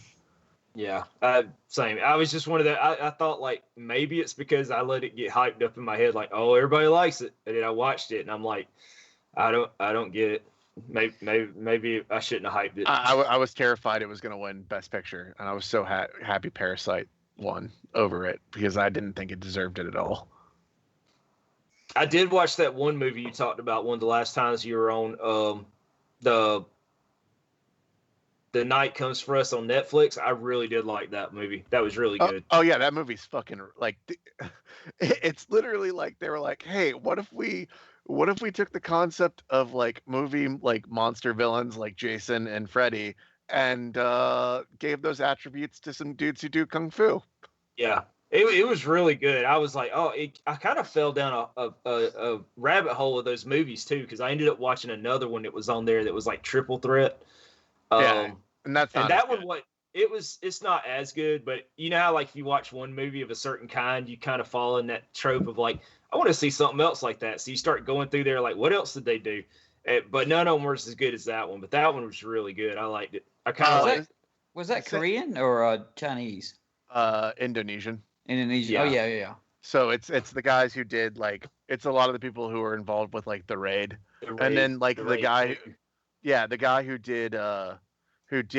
directed The Night Comes for Us. He had another movie that's not quite as good, but still, I think it's better than like the Triple Threat stuff, and even like Killzone. It's called Headshot. And it also saw that one too. I watched that one also because I think it was on Netflix. Yeah, it also has Iko Uwais. And it has like, I guess like the chick who was in the raid too, and The Night Comes for Us, the operator. Like apparently they're gonna make if they do a sequel to The Night Comes for Us, it's gonna center around that character. Trying to think. Are they ever gonna make a Raid 3? No, he has said that like too much time has passed, that he's kind of done. All right. Like, and the Raid 3, his concept was it was gonna start like 20 minutes before the end of the second movie. Those guys are going to be tired, man. They're going to be exhausted. No, man, them guys. It's like when you watch like some of those movies, you're just like, holy fuck! How many times can you get stabbed and you just keep going? It's like The Night Comes for Us puts that to the test. Exactly. It's like, motherfucker, you'd be running out of blood, or you'd just be exhausted. Even if you didn't get stabbed, you'd fall over exhausted. Just mid fight. White boy Bobby takes it to a whole new level on being able to survive shit. It's just crazy. It's like I was almost at the end of that movie. And it's like spoilers, but I was almost expecting like he might have survived that very last scene. You know what I mean? Like with the cars, like. He might have freaking survived it. I don't know, man. He wouldn't do so much other shit. That's the one thing that people in those movies, that movie didn't survive from. If there was like actual like hailstorm of bullets, they don't survive. Yeah, I liked it. I enjoyed it. I did watch the one that the Netflix movie Extraction. That was decent. It was decent. It was like it wasn't perfect, but it was a good little popcorn flick. Yeah, and it's got a good centerpiece action scene. Yeah, that one with the two. It took me a minute to realize who that guy was too. Not the actor, but like the character. Yeah. Because I was like, is that the one from earlier? It's like because you saw, I guess because he had his gear on and stuff, I didn't recognize him at first. I was like, oh, that's the other dude he was talking to, and I'm like, well, wait a minute, what the fuck are these? Is this guy paying two different people to get this other kid? Is weird. You kind of have to turn your brain off a couple of times, just to be like, whatever, just watch it, enjoy it. But like, I'll be interested to see what that director does, because it's clearly he has an eye on how to shoot action. Yeah. And like that's what a lot of people just don't like. I'm glad he was a stunt coordinator, and I'm glad these stunt coordinators are actually making movies like what the John Wick guys have done. And like even like with like Atomic Blonde, is even if the rest of the movie may not be like 100%, they at least know how to make the action look kinetic and enjoyable, which is always something that Asian cinema had in spades over anything American. Oh, that's like even the Nolan Batman movies. Like the action scenes were just kind of like, oh man, you could have done these action scenes. Let's go and beat up a bunch of people in the streets. Yeah, I forced myself to watch. Like, I hadn't watched Dark Knight Rises since I saw it in theaters, and it was worse than I remember. It is not that bad, okay? It was fucking terrible. It could have been a lot. I get what you're saying, but it's not that bad. No, it's not that bad. I still teared up at the end. Don't get me wrong, but like, it's a pretty bad movie. I think that movie would have been better. I didn't even have a problem with him getting out of the prison and just showing back up in Gotham, because you could always be like, it's Batman, he's got contingencies, he knows how to get back in Gotham. I think I would have enjoyed the Bane fight because I thought they were going to take a little bit more from the Dark Knight Returns comic book of like, if you've ever read that one where he gets the shit beat out of him by the freaking mutant leader. Like he tries to go like brawn on brawn. He's like, I'm just going to like no tricks, no nothing. I'm just going to beat the fuck out of this guy. And he gets his ass kicked because he's old and he's slower. And then when they fight again later on in the comic, he uses his brain. He outwits him in the fight, like, cuts him above the eye. So he's got blood coming in his face. He can't see him. They're fighting in mud. So he knows they're the same speed. And I thought when he met up with Bane, it would be more like that. Like, I'm going to tactically take this guy out piece at a time. And it really came down to, no, I'm just going to punch the fuck out of him until he doesn't get up anymore. Because it's like he didn't learn that jump, man. He jumped it. I honestly like I don't think that movie would have been as bad. Like, yes, the action was bad. I don't think that movie would have been as bad. But that whole last fucking action scene, like the epic whatever battle, when you have a bunch of guys with machine guns and tanks, and you have a bunch of cops that have been stuck in a sewer for 3 months, run at them with fucking pistols and nightsticks. They ain't been fucking. They've probably been living on rats and shit. They probably half of them would be dying of exhaustion if they were still alive. Yeah, it was like, just kind of how did they just not get gunned down immediately?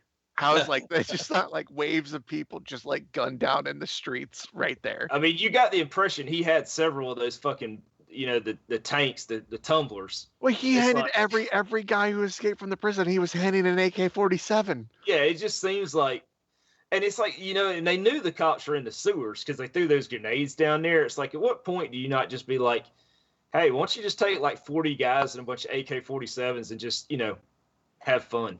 Because they're prisoners at that point, And why are like when they just like they both decide to run at each other instead of like one just opening fire? It's like, yeah, I don't. I did enjoy the movie, but at the same time, it's like is another one of those you just had to turn your brain off for a second and just be like, and I don't like, and this has only gotten worse as I've started to work in the sound field. The sound mixing in that movie, especially when Bane is talking, I know they did it because people complained, but it sounds especially that plane scene is badass. Like that plane scene is one of honestly the best action sequences Christopher Nolan has ever directed, and it takes me out of it every time when Bane starts talking and he sounds like he's in a completely different environment than everybody. It sounds like it's out of sync a little bit. Like, you ever watch something that's like 1 millisecond off? It's kind of what it sounds like. Well, everybody's trying to yell over the plane engines, and he's just like, it literally sounds like he is in a completely different, like, it sounds like he is in a sound type room. Yeah, he's in an interrogation room talking. I did like the voice though, but it does make it sound, you could tell like it was like this was recorded at a totally different time. Yeah. Well, apparently there was a theory about what, like, one of the lines he has at the beginning of the movie that's been circulating for years. And when the guy, like, I'd have to look it up, but he, the line he says to the CIA agent that it would hurt for him. Oh, it'd be very painful for you. Yeah. Like, and it's like a hesitation on it. Yeah. Yeah. Yeah, like, and that Tom Hardy said he was inflecting that it would be painful for him because he's a bigger guy, like throwing the pseudosexual nature into it. And people have been debating that for years in some fucking deep dark corner recess of the internet. I can see that. All right, Steven. Yeah. We haven't had the Doom discussion. Which Doom? Doom Eternal. We have talked about Doom. No, I got off before we talked about Doom because you guys were spoiling Last of Us. Oh, yeah, you finished it. Yeah, you weren't that far into it. Yeah, that game's freaking amazing, dude. I really wish they had that, like, that demon invasion thing done before I finished it, because I don't really want to go back and play that right now. Yeah, I wouldn't be particularly interested in having some player in my game anyway, honestly. But well, no, that, like, the other thing they were doing was basically they were gonna do super powered versions of the like the non-boss demons, and if they for some reason killed you in a game, they would become more powerful and then go into a game, go into like someone on your friends list game. Yeah. And if they died, they would like that thing sounded interesting. I've seen that in other games, and I cannot remember. Well, I mean, it's some Dark Souls shit at the very least, but with all the bodies and shit. But yeah, it's in other games too, and I cannot remember what it's from. But Resident Evil 6 was loaded with those enemy invasion things, and they were never just they were more stupid than anything, dude. So I wasn't particularly interested in doing that. I would have probably turned that off. But no, that game's freaking amazing, man. It's hard as fuck, but it's like amazing. And I know a lot of people are bitch about the Marauder, but he deserves being there. I bought an action figure of him, and he's on. Once I figured it out, I loved fighting him. Yeah, what they needed a call. Basically, like in the original Doom, when the Cyber Demon enters, he has a sound cue that's like it's a maximum volume no matter where he is, and that's what the Marauder kind of needed. It's like, okay, the Marauder's either in the field, you ready to get your shit together right now because he's about to come get you. Other than that, I really liked it. Well, it made me change how I had my mouse mapped to fight that guy, because I changed my mouse mapping, like my side buttons, to literally just switch between the ballista and the super shotgun just for the Marauder, so I could quick switch those weapons and get about 3 shots off every time. Some people say that if you still need to open him up, but you could get a BFG shot off after you open him up and do him in one hit. There's a lot of techniques apparently about it. I just straight up charged the damn I forget the charge ballista. I used to use that over and over again, and I would just stay charged up. And as soon as he popped up into my screen and turned green, I just try to light his ass up. I think 6 hits will do it. And you'd have to open him up 3 times. But did you see the guy who plays that game on with the PS4 controller? Nuh-uh. Hold on, I'm gonna look up this footage because it's like he was killing the Marauder in like 6 seconds on a fucking PS4 controller. There's little combinations of shit you could do to him. But I just didn't know if he had like a scuff controller or something like that. I think he was using a normal controller. It's the shield, Chad. He's got a bullshit proof shield, and you have to you got to space him out just right, and then like let him go first, essentially, and then you can get him. And it's really if it's just you and him, although he is fast, it's not so much the challenge. You just do not want to. You need to have control of your environment, and you don't have a bunch of ads next to him. Got to have those shielded freaking minions, I think he was playing on PC, so I wonder if he was using that kind of the gyro thing and the flick stick thing that everybody's raving about now. Flick stick? What are you talking about? Okay, so basically what they do now is you flick stick to kind of like rotate your character around, but all your like aiming movement, you use the gyro like in the controller to kind of like turn around your aim. I don't know. That sounds like some junk to me, man. Like people like apparently it was in Splatoon, but people have messed around with it on PC and used it a lot more. Yeah. Basically, you would flick your character to like move, like do like a quick 90-degree turn, and then you would like do like the small adjustments by adjusting, like rotating your actual controller. Yeah, I understand what you're saying. It's just sounds like it's probably one of those like it would take you a minute to get used to it, but if you ever got used to it, it'd probably be pretty nice.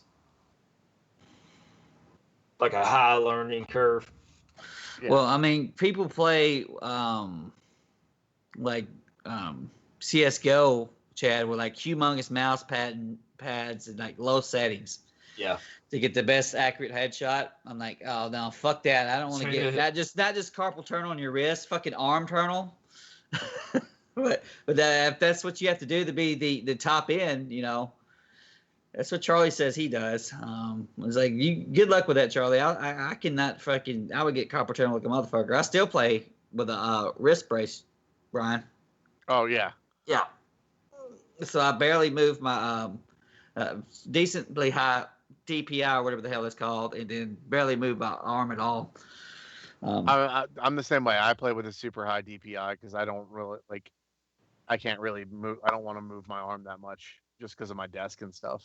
Yeah, I'm thinking about getting a new desk. I don't know what the. I had to damn. I have one of. I bought an autonomous AI standing desk for like $350, and I love it. You stand? Yeah, I do. Like I do it for work mostly since I'm working from home all the time. But yeah, I've stood and played games too, and I can do it. It's fine. Takes a little getting used to, but it's not bad. And then I don't know. I had to look. I'd have very goofy and peculiar proportions, because the ones I use is those kind of, it has that giant keyboard thing. You pull it out, and it's kind of like a triple decker thing. It's actually like it was a Staples brand. I ended up finding Wayfair had some, so I got some from Wayfair. And then, but I don't know. Maybe you need to build a custom one. That's what I also thought. It's like, can I do it without making it look like shit? Yeah, I mean, you could. Just spend enough money on it. Make it exactly like you like it. Yep. Make it exactly proportion. I'm sure there is custom desk pieces that you could probably assemble something with, Tim. Don't worry about looking up that dude's gameplay, Brian. It'll be all right. No, I found it. I just can't find where he killed the Marauder. But he's playing on PS4 Pro with the controller, and it's way better than I can play. Oh, you're just freaking you're not treating people right. They're playing with controllers. There's people that are very fucking good with a damn controller. Yeah. Especially if that's all you damn do every day. Imagine how good you get. That's like those people back in the day that played the Guitar Hero games with the controller, and you'd be like, how you do that? Like, like they would be playing on like expert mode with the controller in their hand, like early days of like YouTube, and be like, that's crazy. But like you said, if you've done it all the time, I guess you would get good at it. Yeah. Sometimes you just hold that controller slightly different, and just like the Tekken players who do the claw, it's called a claw technique. And you'll see DSP when he plays with the gamepad. They just put their fingers all up front, because on Tekken you need to get to every combination of buttons on the face, because it's 4 buttons, and if you have all your fingers there, you got it essentially. So, but have you seen Knives Out, Brian? Because it was on Amazon. Yeah, I saw it. I rented it when it came out, for rental. I liked it. It was a fun movie. I didn't think it was like, people were raving that it was the greatest thing ever. No. People really like. I still think Rian Johnson's best movie is Looper. I've seen it, and it's been so long I really couldn't comment on it. I thought Looper was good. I saw it like a long time ago, like when it first came out, and I thought it was good, but I just don't remember enough about it. Yeah. But I don't know. There's a lot of shit that when you're in your maximum mode, and you see things that just don't add up to the story that's being portrayed. So it's like, if there was supposed to be some like expectations was supplanted or whatever, I didn't get it, because I was watching other things. So with Knives Out, like the whole thing is like it's a who done it, but you kind of know the end result. And so like I thought that was clever, but at the same time, like it kind of oh yeah, I fucking found it. Here, I'm posting it right now. Like it's a little bit into this. But yeah, like it played with it a little bit, and I was like, okay, that's cool. But like it didn't drag me in as much as I wanted to, as like maybe a normal whodunit. But I still thought it was good. I thought it was like pretty clever and enjoyable movie. I didn't think it was the greatest thing ever, like some people thought. Holy crap, Christopher Plummer's still alive. Dude's old as hell. I was looking at the IMDb for Knives Out. I haven't watched it yet, but yeah, I saw it on Amazon. I just hadn't bothered to sit down and watch it yet. Don't spoil it for him, Brian. At was it Daniel Craig does a American voice. It's very fake sounding, but it's also you kind of like it. It just has a cool quality to it. Oh, it fits into like the old school detective kind of at 2:49 in the second video I posted. You posted? Yeah, like in chat. I threw it in chat. Okay, because I was like, you just want to share the screen. I was fucking being confused. Yeah, no, I threw it in the chat. Both of those get like, this is a guy playing with the PS4 controller. Yeah, I'm not going to put it on the well, it'll be a complicated as fuck for me to get it down to Yeah, no, dude, don't even worry about it. Like you could throw the link to the time code and the video description. You're thinking too highly of me, Brian. You'll be lucky this shit gets a description. Okay, yeah, but dude, I thought Doom Eternal was great. It gets so fucking crazy at the end. I think once you get all your abilities, it gets to be a much better game where you can actually kind of recharge and that's loud. constantly juggle your abilities and stuff. Like, I think it's a little too hard in the beginning when you don't have everything to play around with. Like not being able to have like the flame cannons that get armor and stuff. Like the entire game is built around the recharging those systems. So I don't think the early levels are balanced as well, which I think a lot of people had problems with. Yeah, it's like I said, there was one scene where I was able to get past it, but you were in the little subway or whatever, and there's an arachnotron in there, and he's too fucking tough to be fighting that close, and so I had to just leave the damn thing. But no, I really liked it, and I'm glad that they just went and they were willing to not just make exactly 2016 over again. Although I would have definitely played that and like that too. But so it was a surprise to me. I wasn't expecting, I was expecting just what I was going for, and it got a whole much more, in my opinion. Although, a lot of people don't like it, and they think it's shit. But they're wrong. Yeah. And I think the Marauder is a great design because he's supposed to like completely screw up your rhythm and disrupt whatever you're doing. Yeah. Like that's his whole purpose. So if people are pissed at that, then they don't understand the point of that guy. Well, it's a little bit. Sometimes you sit there and I understand what you're saying, and you reply with "get good, scrub," but pretty much to skill up or whatever. So, it ain't there to be easy. Thank God they didn't make that Doom as hard as like say Final Doom or some shit like that. And Chad knows what I'm talking about with some of that crap. Oh god, that was hard as hell. It was like this isn't even like remotely fun. This is just stupid damn hell slaughter type maps. And there's several entire fake Doom level add-ons that just do those things where like let's just be as hard as fuck. Let's just have 5,000 cyber demons. It's like, fuck you. It's kind of like Mario Maker. It's like it kind of became the thing of let's make something as hard as possible, but still beatable, but just almost impossible. Yeah. Did you get Mario Maker 2? No, I did not get the second one. Okay. I played around with the first one. I hadn't played around with the second one yet. You see, with the with Shin Megami Tensei coming to PS4, it's almost like it's getting harder and harder, especially when the Switch costs like $500, man. That I still don't have one. I'm still waiting for a Pro version that don't exist. But it's getting down with Bayonetta because I done learned to live without Smash, even though that Smash game looks freaking great, man. 40,000 a lot of characters. Yeah, 40,000 people. Terry fucking Bogard, man. You know you want to play as him. Does it have 2B in there?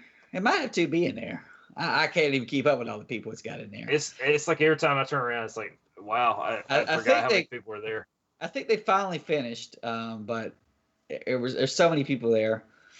That's one of those games that need to be on the 10-year plan as well. They've already said that there's no way we could top this from the next one. So, what is this? That's like a Sakurai or whatever his name is. Yeah. Oh, okay. Have you played any of Streets of Rage 4? No, I'm waiting for fucking Jason. He bought me that game day one. It's on Game Pass too. It's on Game Pass. I downloaded it and still haven't played it. Yeah. Hopefully you guys have better luck with the net code's kind of terrible. So it's better to be played local. It is probably better to be played. Well, if you have decent connection, if anybody has a bad connection, it's really bad. Like I'm playing with a buddy who has a bad connection, and we can maybe get through a level or two before it craps out. Yeah. So I mean, try it just based on like get whoever has the best connection to host it. But he has a real shit connection. Like I'm talking like old school DSL, lucky to be 5 megs down. Listen, Brian. Okay, some of us ain't got the super internets. All right. But you at least. When you said it's real shit connection, I thought you were talking about satellite internet. Well, you have like 20 down, don't you? I have 25. Yeah, like I think that's better than what I've been playing with. Okay. I like it, but I never was a Genesis guy. I was a Super Nintendo Final Fight guy. Yeah, I've never played any Streets of Rage. So I think it does a good job of doing like capturing those games and kind of modernizing it a little bit. It's kind of hard to say. It might be a little too long for one of those games. You'd be surprised how long like Final Fight 2 is. Yeah. I just remember like Final Fight 1 being super fucking short. Yeah, Final Fight 1 is. But at the same time, those games like they're fun, but like they don't need to be over an hour long. You know what I'm saying? Yeah. And it's one of those things. Well, the thing was, Brian, when we were kids, we wanted to play together, but there were so few actual like Contra games or Guerrilla War. Usually, it was like Mario and Luigi, and they had to take turns. And so, any game that had 2 player at the same time was a big deal. And so, those Final Fight games, even to come Super Nintendo, Final Fight 1 was single player, and so it's almost like who gives a shit? Yeah, who gives a shit? And so when Final Fight 2 was 2 player, we played the fuck out of it. Even though honestly, it's not as good as the arcade version of 1. There's just no way. But because it was 2, we just played the shit out of it. And so you got to get used to, if you get to really step back and say those games there ain't much there. It's literally you punching off the screen most of the time. And sometimes Andre would cheeseball your ass and you had to step back, but usually you just kept them off the screen and fucking whoop their ass. And then they were all fucking long. Final Fight 3 is great, but it came out so late that I never hardly ever saw that shit. So you end up playing on emulator mostly. There's a game on Steam. It's called Fighting Rage. I think it's on Switch as well. And that game, it's like those, but it's much shorter. It's a little bit more. They have chibi top heads, and it's just fucking badass. So, but that's the kind of shit that Jason loves to play. I think Streets of Rage is good. Yeah, I like Streets of Rage. As a kid, I was a Final Fight guy, but as I got older and started playing retro games, I actually like the Streets of Rage games a little bit better. I don't know why. It's hard to beat Final Fight 1, but on Super Nintendo, it's not near as fun single player. I think Streets of Rage had a little bit deeper combat. It was a little bit deeper. Well, did Final Fight have where you would lose health if you used a special? I don't remember. Yeah. Yes. Okay, but Streets of Rage, you couldn't gain it back in Final Fight, but you could gain it back in Streets of Rage. That's not true. You would have to get food. You'd have to get food. Okay, well, in the new Streets of Rage, you can use the way they balanced it is you can use a special attack, and if you get a certain number of hits, you gain the health back lost. But if you get hit during and take damage during any of that time, you lose the ability to get the health back. Yeah. Which I thought was kind of smart. And things like being able to dash around and like having a dash move to kind of open up with, or to just dodge stuff with. So stuff that was in Final Fight 3, and it was also in that Fighting Rage game. It adds so much to that because otherwise it's not too dissimilar from fucking Double Dragon. It's just Double Dragon with combos, and Double Dragon already had combos. They just suck. Yeah, no, it definitely Streets of Rage, like they definitely have the dash in there, and that you could definitely juggle people against the wall. It doesn't matter where they like if that wall is a part that you just walk through. If there's the invisible barrier there, you can juggle them against that wall. Yeah.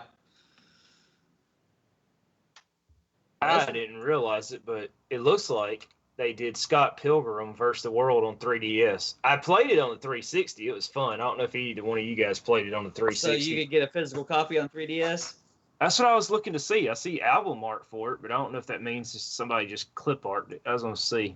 Because I like that game on the Xbox 360 on the arcade. That was pretty good. Now, who made that, you know? That's what I was just checking. I think that was just somebody did some art stuff because I don't see an actual copy that you can buy. Yeah. Unless it was download only. Yeah, who made that? Developers Ubisoft. It was Ubisoft. So Ubisoft just lost the license and said, fuck it, right? Apparently so. Probably. Typical. Yeah. See, I never played it. I heard it was good. Of course, I've never seen Scott Pilgrim either, though. So you should watch it. That's a good movie. It's on either Netflix or Amazon right now. I thought about watching it. That's worth watching. Did y'all watch the new Unsolved Mysteries? I want to. I watched. I kept falling asleep in the middle of the one that was the episode that was in France because everything was subtitled and it was late at night and I was having trouble focusing on it. Although that's really fun. Most of it, there is one UFO one. So, but most of it was just somebody's been killed or somebody went missing. Yeah. It did need a narrator. You know, it needs Robert Stack or somebody. I like the fact that they didn't replace Robert Stack because whoever they replaced it with would be like, well, he's not as good as Robert Stack. I still think it needed a narrator of some sort. It needed something. It could have been the Dos Equis guy. No, it needed Bill Hader doing a Robert Stack impression. Yeah, that would have been about perfect. Because I was kind of thinking like it kind of does need a narrator, but it doesn't need a physical person to be sitting there talking about it. You know what I'm saying? The music gave me goosebumps, man. Oh man, that music was so creepy. Even to this day, like because I'll listen to theme songs on Spotify at work. I'll have a playlist of you know how Spotify just start throwing random shit in. And it's like every once in a while that theme song will pop up and it'll be like, damn, that shit still sounds creepy as fuck. Yeah, the music there. And I like this so far, although they're apparently holding back the next 6 episodes for I don't know how long. It's like, so they have them done. They just ain't showing them. Like, what the fuck? Give my shit down. I want to binge it all. Probably, I'm about to say they might be holding it for like Halloween or something like that. Yeah. Or that they know they won't be able to produce on any for a while. So yeah, it might be one of those things of like, shit, we can't go around doing interviews right now. Well, they said that they have enough to go through enough content to go through the end of this year and then a little into next year. But then past that, they're going to run into trouble. Oh. And yeah. But I know you guys really aren't into sports, but The Last Dance is up on Netflix now. I haven't watched it yet. That's the Jordan one? Yeah. Yeah. Remember that book you gave me, Steven? Not off the top of my head. Playing to Win or whatever? Oh, yeah. Oh, I gave you that. Yeah. Jordan is the living embodiment of that book. Like if he feels he's slighted in this like just a hair, like just the like the minuscule amount of disrespect, like, and he admits it in the interviews, like he said out in his past, to just destroy you. Like that was his whole philosophy. Yeah. By all means necessary. Well, besides murder or whatever. Yeah. But there's plenty of ways to play it and fucking piss people off besides just just playing good. And I could already, if you take that attitude, just fucking like throwing somebody over and over again in Street Fighter just to be a dick. Yeah. I could see him doing it, man. That's how you have to be the best. Yeah. And, and he's going to have a target on his back the whole fucking time from everybody. Oh, it's a really good, like I watched like 6 episodes when it was kind of on ESPN and like I held out and they finally put them on Netflix and it's worth watching. Yeah. I've heard about it. It took me a second. It's like, is that the Jordan one? Yeah. I'm wanting to see that. Yeah, it's really damn good. And do you guys have Hulu at all? I don't. Yeah, I got it. Okay. Palm Springs is worth watching. So like, I guess you guys have seen The Boys, right? Yeah, The Boys is fantastic. Yeah, I have yet to watch that. Go ahead and check it out, Chad, as soon as you can, because I think the second one's coming out soon, right? It's September. It's a little bit away. Yeah. I wouldn't even use my Prime account, but when Buzz told me, he's like, you need to go see this, and so pulled that shit up. I'm like, yep, Buzz, this is fucking great. Yeah, there's some good stuff on Prime. Like, it's just the movies are better. They have a better selection of movies. Yeah, at times. But like some of the Prime shows, like it's too bad they canceled their best show before Boys, which was Patriot. I've never seen it. Patriot. The best way to describe Patriot, it's like mix Coen brothers with Wes Anderson and make it filmed by David Fincher. That doesn't mean much to me, buddy, but that's okay. I'm sure I've seen movies by all of those guys. Yeah, okay. Like it's just like everything is framed like center of the frame like a Wes Anderson film. The humor is very Coen brothers-esque. And like so it's like stuff along like Burn After Reading or Fargo, very dry. Yeah. Situational. And then like the color palette looks like it's that bluish green of David Fincher. Yeah. Now, he's the one who Anderson's did all the shitty Resident Evils, right? No, that's the other Anderson. No, there's.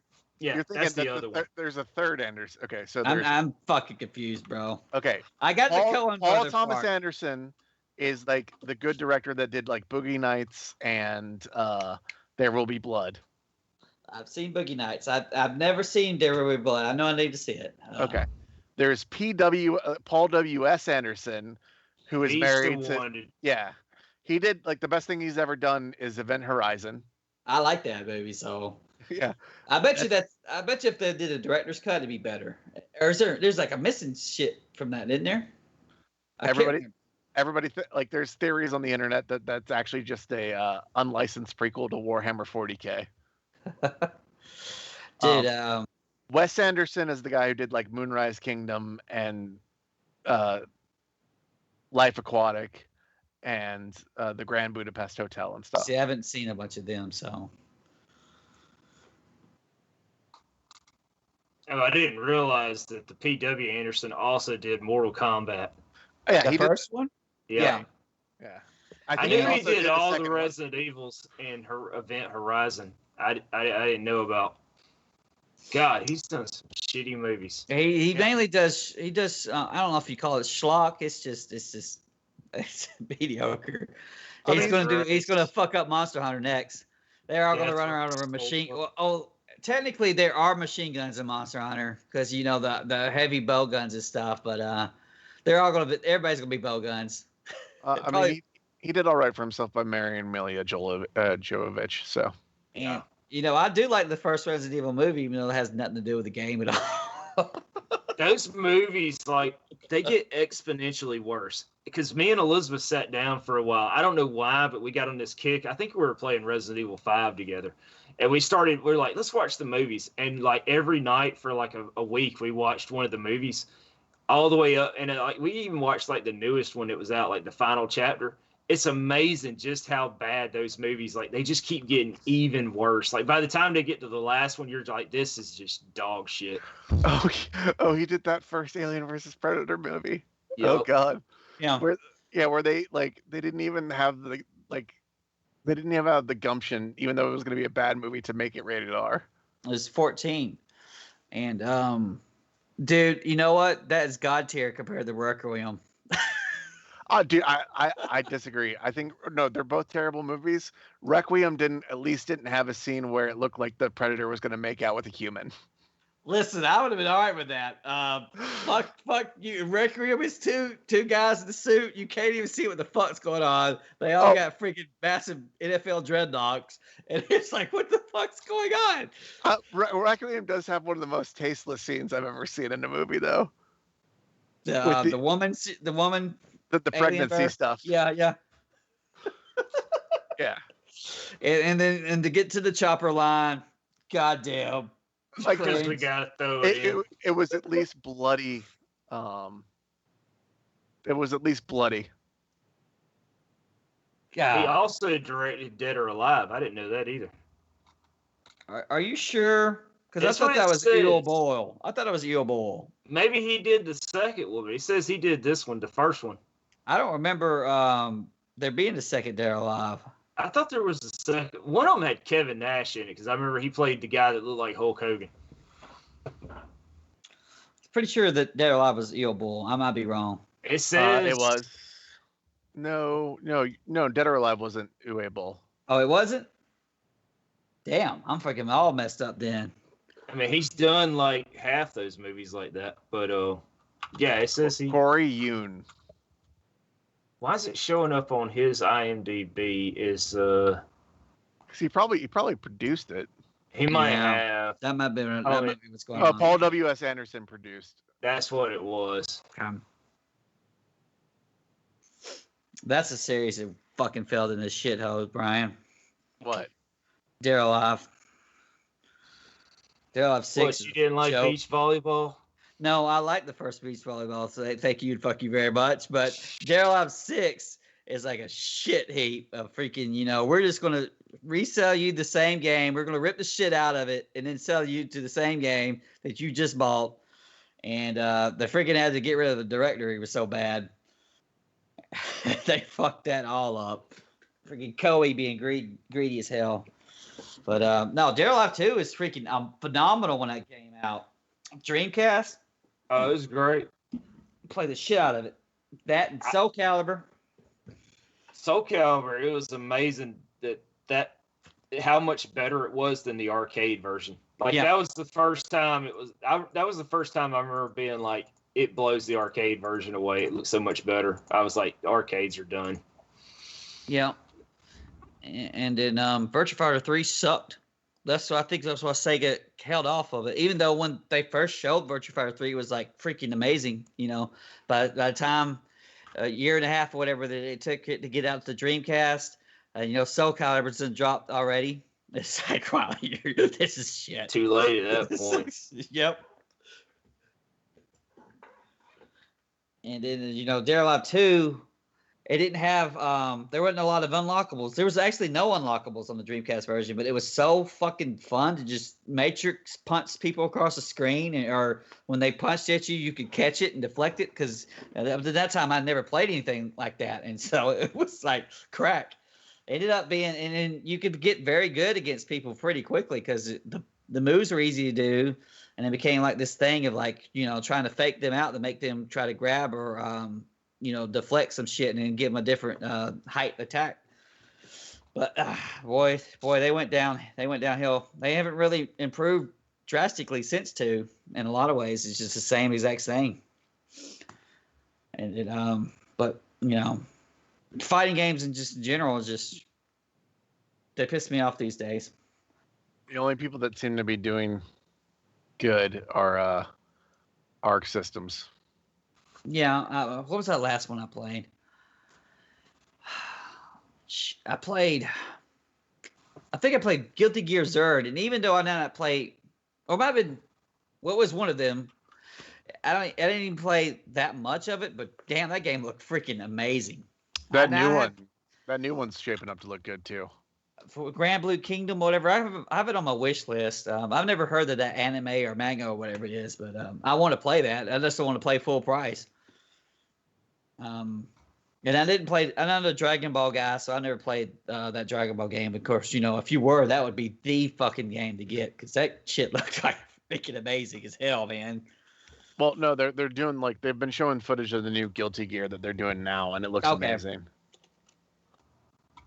Like Guilty Gear Strive, is that it? Yeah, Guilty Gear Strive. So the last trailer they did was back in June. Yep. On those, it's like they're gonna add 2 people and charge you a full price for it. It's like, I'm just gonna wait. I'll just wait and grab them on cheap. Yeah. I still want what's that fucking game? It was essentially a sequel to Street Fighter EX. Fighting Layer is what it's called. Fighting Layer EX. I want that. Oh, yeah. I still want to pay full price for it. All those people were in Street Fighter Alpha, Brian. I don't know if you've ever played that game before. Well, yeah, like was it like what was the guy, the Skull guy? Skullomania. Skullomania. No, it was like the only games they were in were those games. No, yeah. I definitely played the first Street Fighter EX. Yeah. So you had Skullomania, you had Crackerjack. There was some girl who was a kicker type girl with a big butt. You had Palom, which was kind of like, she was like a I Dream of Jeannie kind of character. And then I think she was very much like someone that was in Capcom's Power Stone. So a lot of people thought they were the same character. I don't think they were, though. That game didn't have, I don't think it had Blanca. There was a lot of people missing from that game. I don't think it had Sagat or Blanca. It didn't have E Honda. It didn't have Sagat. I could have sworn Sagat was in it. Maybe he ended up being in like 3 or. I think you're right. 2 or 3. 2 and 3 confused me because they came out really close to each other. Yeah, and 2 was just, I thought, shit.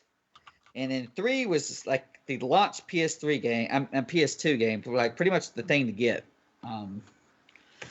And you could play, and you could actually get 4 players on that one too because it had a tag, and you was actually forced to tag. I don't know if you remember that, Chad. So EX, I just looked it up.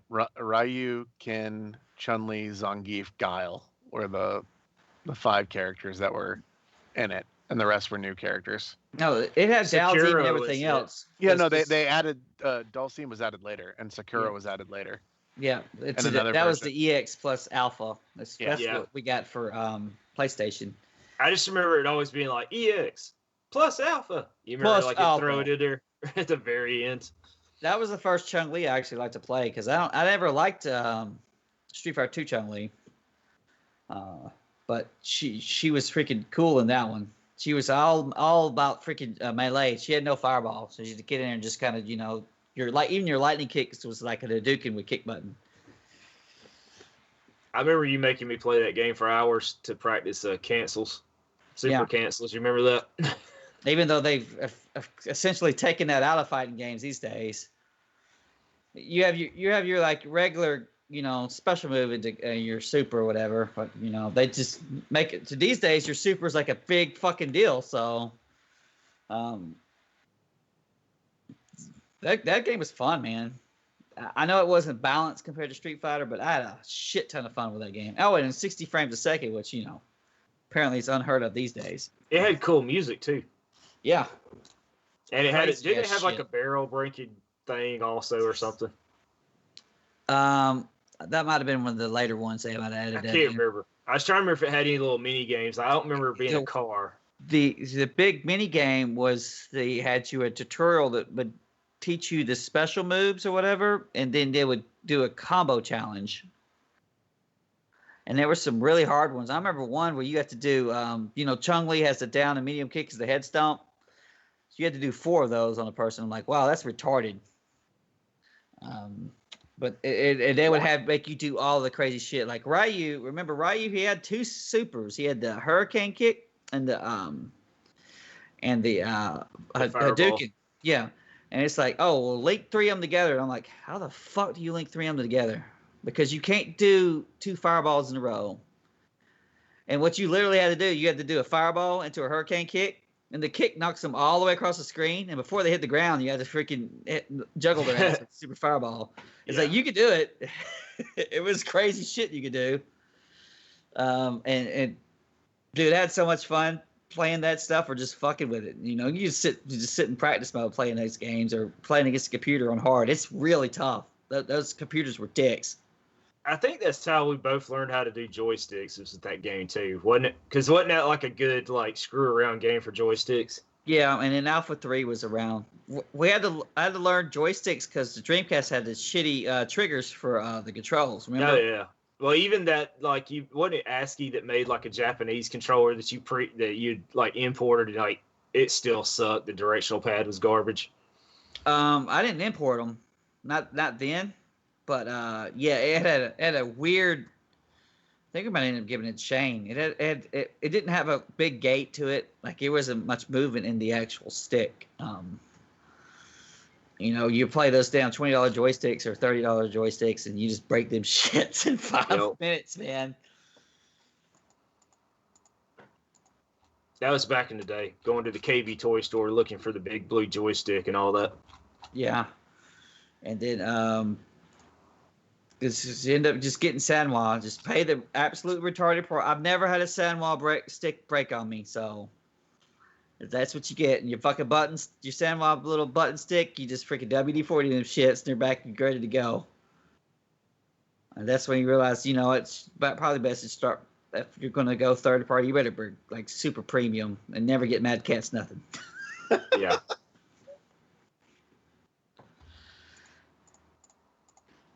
But, yeah, I guess just wrap this up. We're at about 2 hours and 15 minutes. But I was about to say, how long have we been going? Yeah, we for a long ass time. We only talked about Xbox for the first 40, and it was kind of.